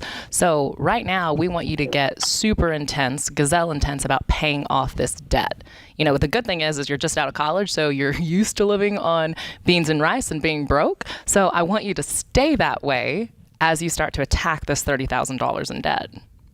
The temptation is when you get the big job to do something stupid like go buy a new car. Don't do that.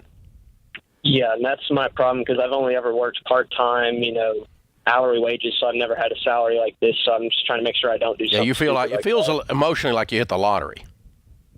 Yeah, pretty much. Yeah, so, and you didn't. It's not that much. It'll go fast. You can blow it, believe me. So if you'll do what Christina said and keep living like a college student, you could be 100% debt-free in 12 months. All right, that sounds awesome. I was kind of wanting to get what you thought a timeline would be for that because I'm, Well, I put 30,000. I put 30,000 into 72 plus bonuses. Okay. And I took out a college student's lifestyle, and you can make it. Okay, yeah, that sounds good. That sounds great. Yeah, that's how I did it. I mean, it really wasn't big math. It wasn't a sophisticated formula I used. 72 minus 30 leaves me 42. And you're going to get more than 72 because you got bonuses. Because you're sharp, you're going to get it done. So, yeah, go make some money, live on nothing, be 100% debt-free, and that will catapult you in your wealth building and into a sense of control and power you've got over your money. So, very well done, Zach. Hang on. Got a copy of Baby Steps Millionaires as our graduation gift for you. Show you how to be a millionaire. This is The Ramsey Show.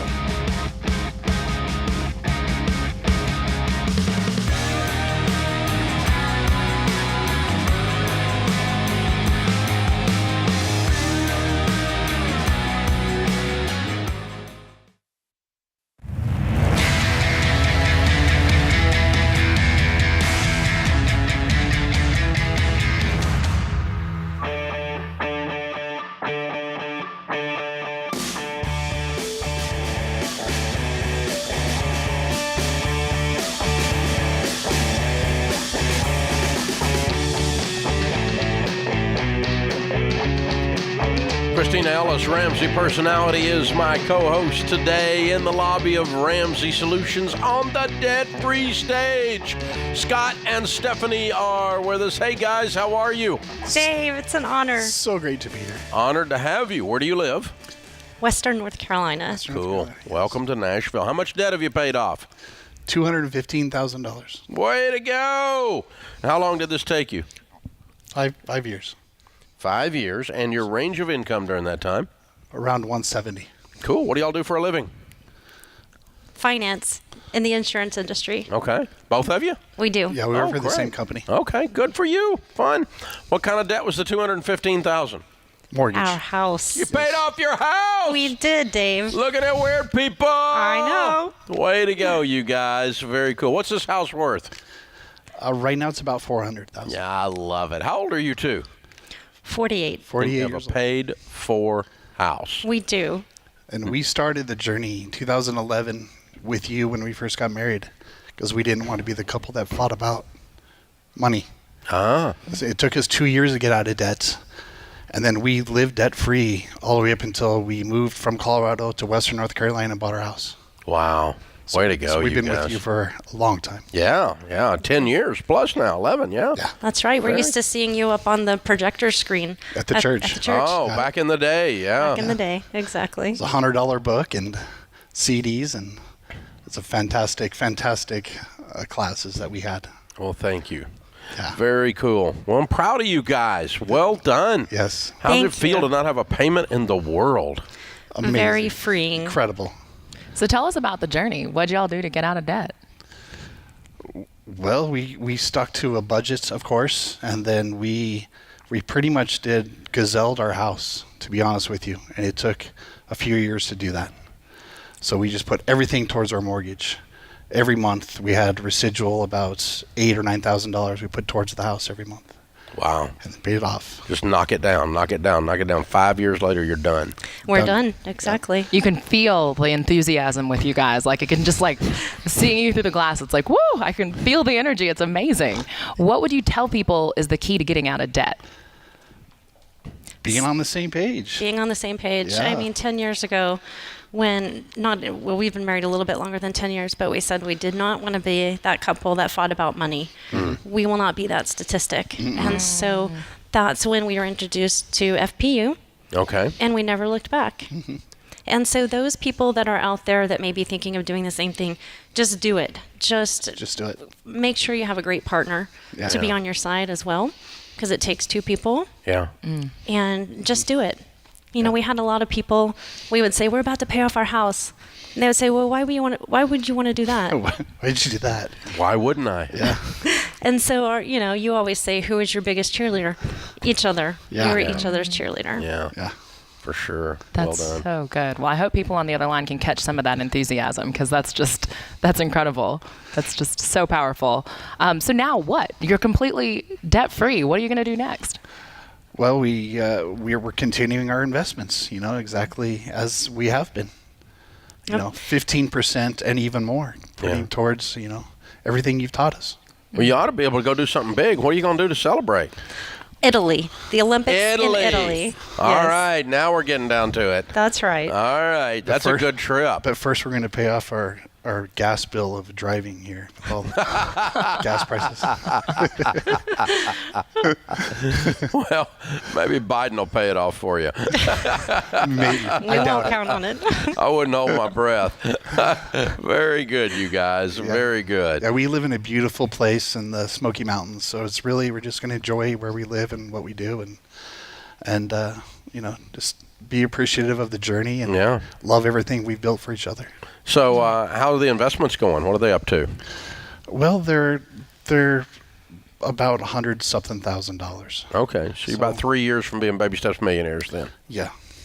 Way to go, guys. But what we gazelled the house, the amount that we gazelled the house with, we're going to start to do the same thing with our investments. So it's going to be... Might be 2 years then. Might be 2 years then, yes. Yeah. Good. Yeah. Very good, guys. That's fun. It's so much fun. You guys are impressive. Thank you. And so Very are you, impressive. man. Being here, I just can't even...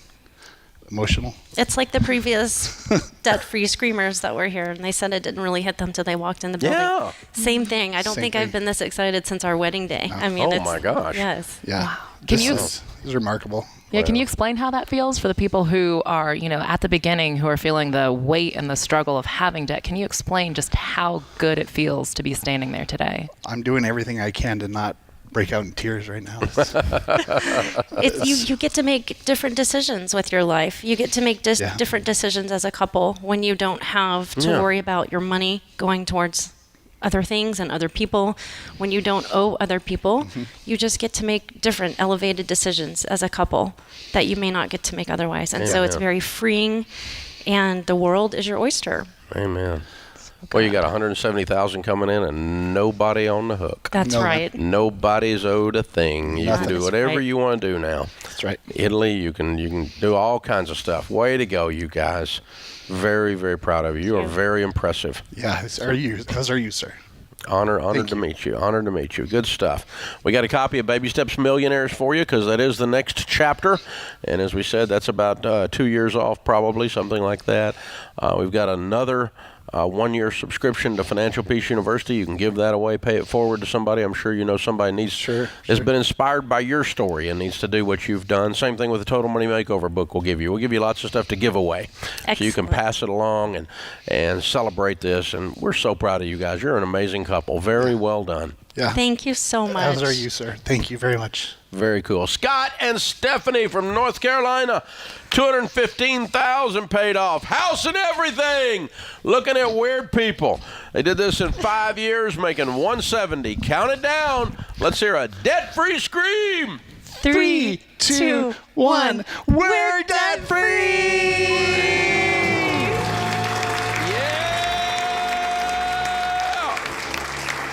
This is how it's done, ladies and gentlemen. Whoop, whoop, whoop, whoop, whoop. Well done. Oh, man.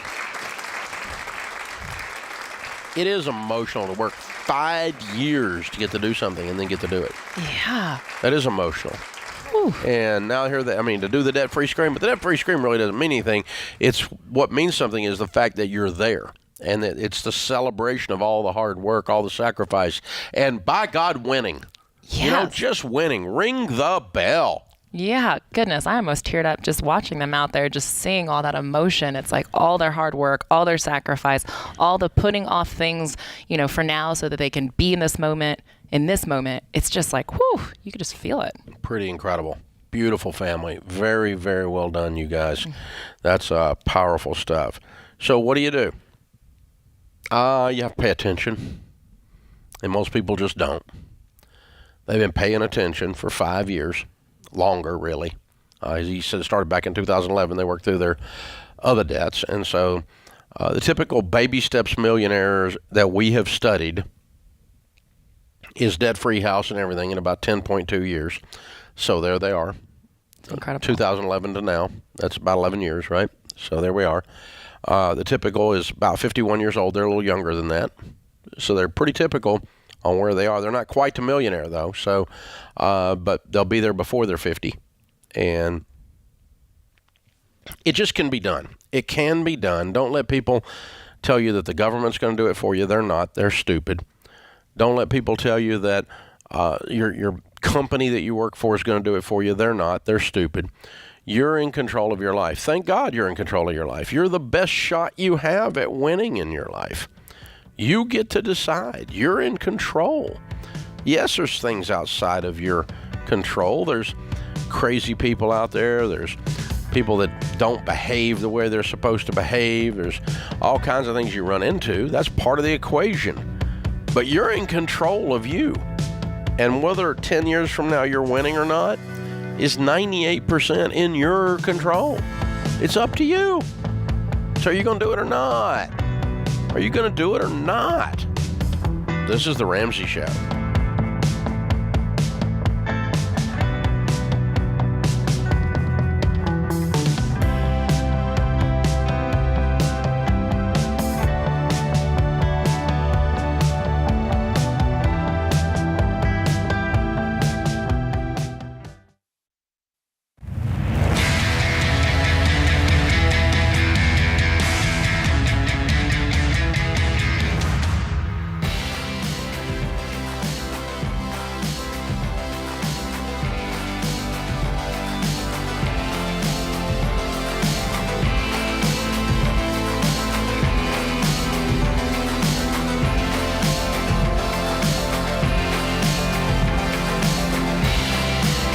Occasionally here in the studios, a good friend drops by.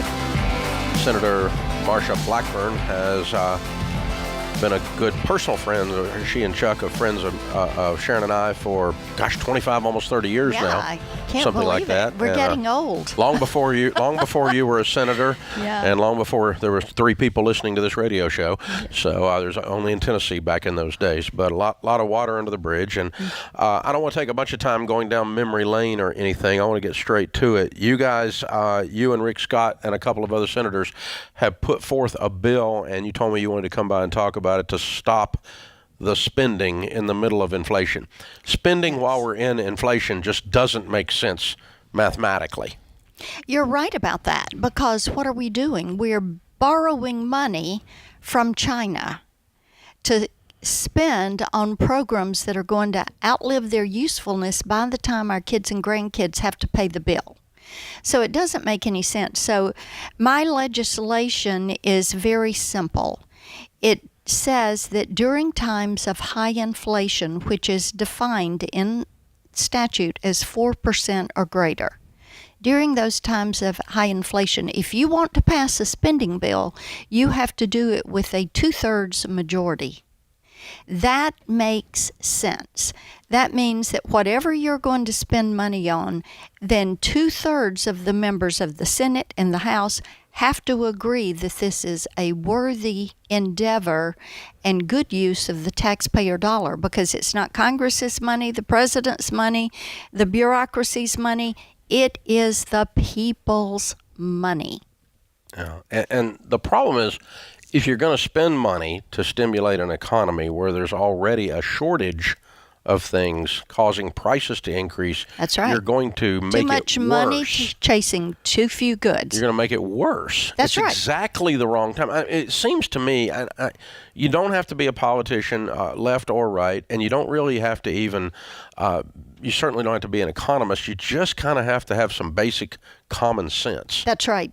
And this is one of those common sense measures. This makes sense to everybody. That if you are... doesn't make sense to some of my friends across the aisle, of course, or those that are big spenders, but it just says, you can't do this. You know, take, for instance, COVID, $6.8 trillion. Biden's pushed out the door on COVID and wants another $2 trillion for another budget. And you can read J.P. Morgan or Morgan Stanley's report. What do they say has been a major contributing factor to inflation? Biden bucks. That's right. Yeah. Biden bucks. That's exactly right. It has been because it's disrupted the labor market. I mean, I've said this on Fox, and I've said this on here as well. I mean, there's three components to me to this inflationary market right now. There's the energy component, the cost of gas. That's 100% on Joe Biden's desk. Yeah. There's the disruption of the supply chain. And then when we shut down the factories, that's not his fault. But he is living in that reality, and he could do some things to smooth it out. But that one's not on him.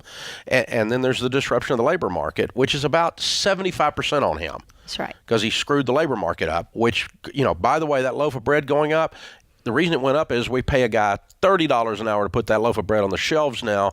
We used to pay him $10 an hour. And that's the disruption of the labor market. When you pay people not to work, magically they won't work. That's right. And then the cost of all the supplies going into that loaf of bread costs more. Same thing has happened with coffee. Coffee's up 143%. Eggs are up 50%. You look at all of these I'm just having trouble getting out of breakfast. And you're here at the beginning of the day, and you've got to go all the way till you turn the lights off and the price at the pump. Here's another thing.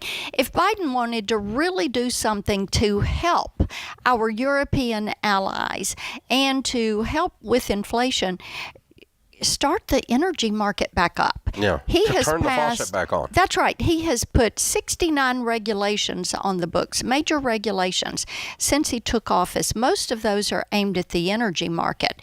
Now, by comparison, during Donald Trump's 4 years, across the board, he did a total of 22 major regulations, but he took 1,600 off the books his first year. But let's get the energy market going, because the hydrocarbons, the polymers that come from that affect all of the wrapping that your food goes into, the plastic bags, polyester, the clothes you wear, synthetic fabrics, shoes, you name it. In addition to the cost to drive the car, heat and cool the house, tires that go on that car. All of this is suffering because of what Joe Biden did on day one to begin to adversely impact the energy market. Yeah, the energy thing, there's no question. That's on his, I mean, that's a switch he turned on, can turn off, back and forth. The others is a little harder for him to manipulate. You can't get the genie back in the bottle on the Biden bucks. Don't do it again. Right. But you can't get it back in the bottle. That's disrupted, and it's thrown this labor market askew. And, you know, we've got entire industries are having trouble operating from a labor shortage at this point, which is driving the cost of labor up, which is driving inflation, and that is a result of that. Now, again, the shutting down a factory for 6 months, you can blame that on Fauci, you can blame it on COVID, you can blame it on the economic suppression, loss of freedom. We can talk about all kinds of things there. But that's the earthquake at sea. The tsunami is the resulting shortages that came in afterwards. That's right. And, you know, we've got I'm building this building up here on the hill, and I've got my steel went up 3x on the building, or was going to. I pre-purchased it, so it didn't. But, I mean, we saw it coming. But all the, you know, and that's driving the housing market. All these things are layering in there. I guess the other one to add to it, there's a fourth component, and tell me what you're thinking about what the Fed's doing with these interest rates. And what the Fed is trying to do is get in here and cover up mistakes. And so, you know, I think that they don't want to admit that that Bidenomics is not working. And they don't want to admit that people are not going back to work. I've been in 4 Tennessee counties today, and Dave, every one of these county mayors have said we don't have enough people to fill the jobs that are open everywhere we go in There's this shortage. county. Right. And, I think that when you listen to people like Janet Yellen, what do you hear her say?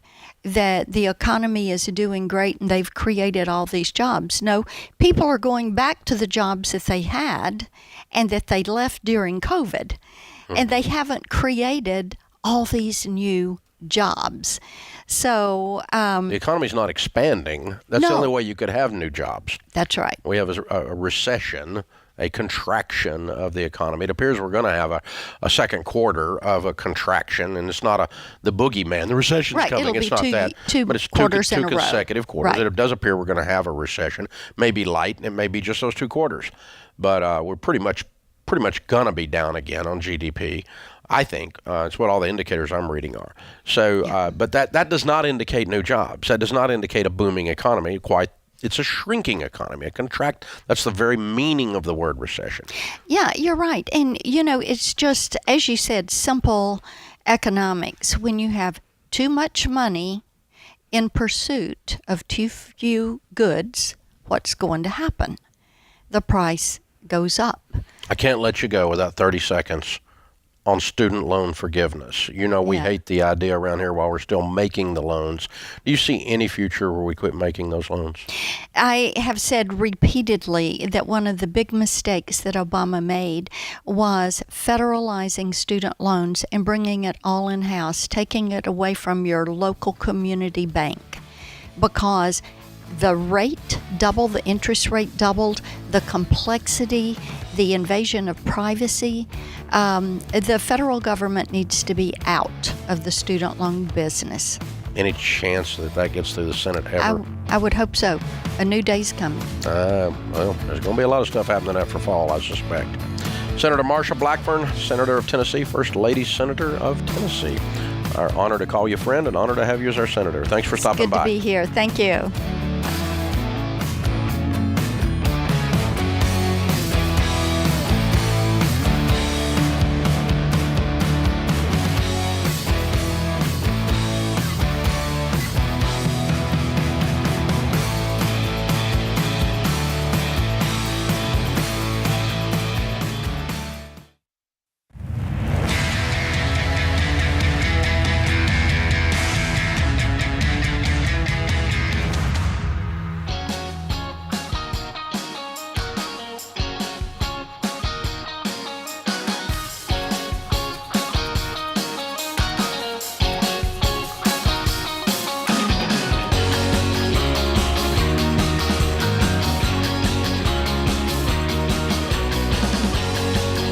Our scripture of the day, Psalm 37, 23 and 24. The steps of a man are established by the Lord. When he delights in his way, though he fall, he shall not be cast headlong, for the Lord upholds his hand. Nelson Mandela said, "Do not judge me by my success. Judge me by how many times I fell down and got back up again." Amen to that. Inflation is affecting everyone, as we were just discussing, from the gas pump to the grocery store. While you can't control what happens with the economy, you can control what happens with your money. The best way to do that is with EveryDollar. The EveryDollar mobile app lets you check your budget from anywhere, and you can always make the right money decisions. And if you're in this with a spouse, the both of you can be watching the thing together. It's pretty amazing. When you get on a budget, you'll be in control of your money. Start budgeting for free. Go to RamseySolutions.com/EveryDollar. Claudia is in Orlando. Hi, Claudia. Welcome to the Ramsey Show.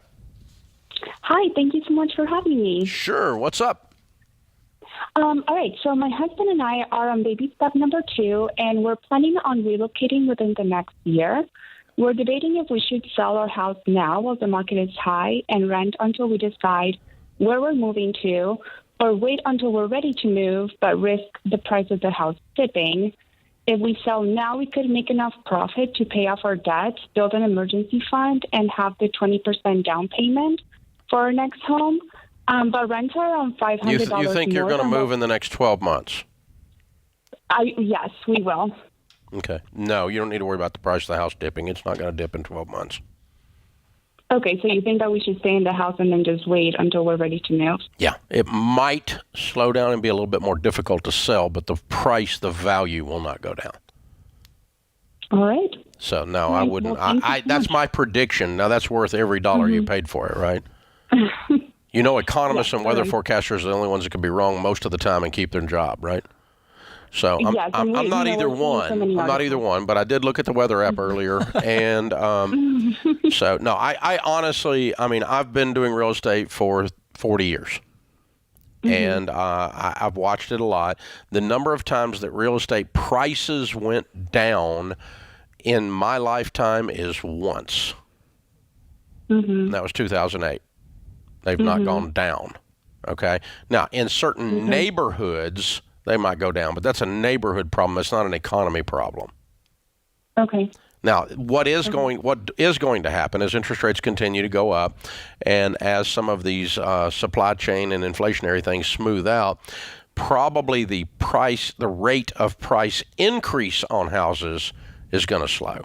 So, like last year in 2020 or 2021, we saw a 32% increase.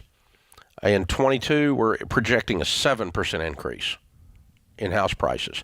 So the increase is going to slow down, but that's different than it going down in value. We don't have any indication in the data we're seeing at Ramsey that it's going to go down in value. So I would not go to the trouble to sell it early, go through all this crap, have to move, oh God, and go rent for a year? No. All just because you're afraid it's going to go down? No. You can hear everyone who's shopping for houses right now collectively groan. It's like, oh man, but they're not going down. Yeah. They're not going down. They're just not. There's too much of a shortage.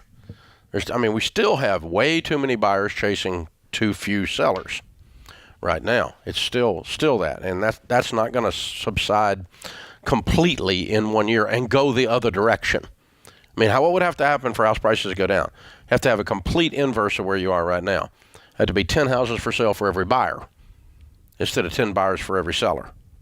And that's not going to flip that dramatically in 1 year. It's just not going to do it. Well, for all the people who just groaned, I'm in there with you. We're currently in the market for a house and can feel your pain, but I guess that's the Ramsey prediction. It's going to go up. It's going to go up. It's just a matter of how much, and hopefully it will calm down, because this white hot is not good for anybody. No. It makes the sellers crazy. It makes the buyers crazy. It makes the real estate agents crazy. They were already crazy. I mean, it's crazy everywhere. It's no fun. Coleman is in Billings, Montana. Hi, Coleman. Welcome to the Ramsey Show. Hey, how's it going? Better than I deserve. What's up? So I have two statements and one question. So first off, me and my wife just got married 2 days ago. Congratulations. Statement. Thank you. The second statement is that we are both doctors, and we came together with $430,000 in student debt. So my question is, I know you guys state that that it takes about 18 to 24 months to get out of debt. For us, it's projected to be about 6 years. We were just curious on some ideas on how to stay gazelle intent, but as well, we'd like to enjoy life. Our pre-marriage counselors work with doctors, and they really noted that there needs to be times of enjoyment, and we just were curious on how we may do that. Okay. Well, I always use big numbers in my math, and so what is your income going to be? Two doctors. So for the next, so she will be in residency for 3 years. Oh. So we will have roughly $128,000 a year, and then after those 3 years, it should jump up to $230,000, $250,000. Uh-huh. And I thought you said you were a doctor. Yeah, I'm a doctor of physical therapy. So. Oh, a PT. Okay. Yep. So what are you making? 80? I will be making about 70. Yeah. Okay. Starting out. Okay, so you got $200,000 income for 3 years. 128 for 3 years. Oh, she's gonna be making 61. I'll be making. Oh, I misunderstood. 67. That was your household income. Yep, sorry. Yeah. Okay. Correct. Yep. Sorry. When you say enjoying life, what does that look like to y'all? So me and my spouse's passion is traveling, hiking in the mountains, and a lot of family time. And with her getting accepted to a residency program a few hours away from home to see family, it would cost, a good chunk of change each time. Why? You get in the car and you drive over there? It's like a 5-hour drive and then hotels to stay in. Okay. Well, my thought is... Okay, here's the thing. Earl Nightingale used to say that the problem with achieving a goal is not that what we have to do to get to the goal, it's what we have to give up to get to the goal. So your counselor is an idiot, your pre-marriage counselor. Because here's the thing. You want to define enjoyment of life as having $430,000 crushing you from the top down while you go running around acting like you don't have debt and call that enjoying life. I don't agree. I think that's really bad advice. And so I think there's a lot of things you can do to enjoy life. A lot of broke people have really a lot of enjoyment in their life. And dude, you are seriously broke. I mean, seriously broke. $430,000 worth of screwed. You are so broke, it's unbelievable how broke you are. And the sooner you guys just own that, the better off you're going to be. And quit walking around acting like it's all okay. It's not okay. Now, are you going to clean that up in 3 years? No, you're not going to clean that up in 3 years making 110. You're not going to do that. But y'all have made a serious dadgum mess. And we want to travel? Sorry. When you signed up for this doc thing, you kind of cashed in the travel card for a while. I mean, you may get to travel some and drive over and see Mama some. Mama may come over to your place and see you some. But, I mean, dude, y'all have a mess. And yeah. And I think you can redefine your definition of enjoying life. Like mountains, hiking, that's all free stuff. You can still do that while paying off this debt. My husband and I used to do Trip Tuesdays where we went on trips to little national parks. And, we were college age. I was college age, broke. And, that cost, $20-$30 in gas just to get there and hike and do something nice. If we want to call that enjoying life, have at it. That's fine. If you want to call dropping $20,000 on travel annually, because that's called enjoying life because my counselor said to, then your counselor's an idiot. That's, I'm just not going to, I want you to understand what you're dealing with. You have a mess and you're going to have to pay a price to clean this mess up. That puts this hour of the Ramsey Show in the books. We'll be back with you before you know it. In the meantime, remember, there's ultimately only one way to financial peace, and that's to walk daily with the Prince of Peace, Christ Jesus. You can follow. Go to RamseySolutions.com and search for Get Started to get a plan for your money.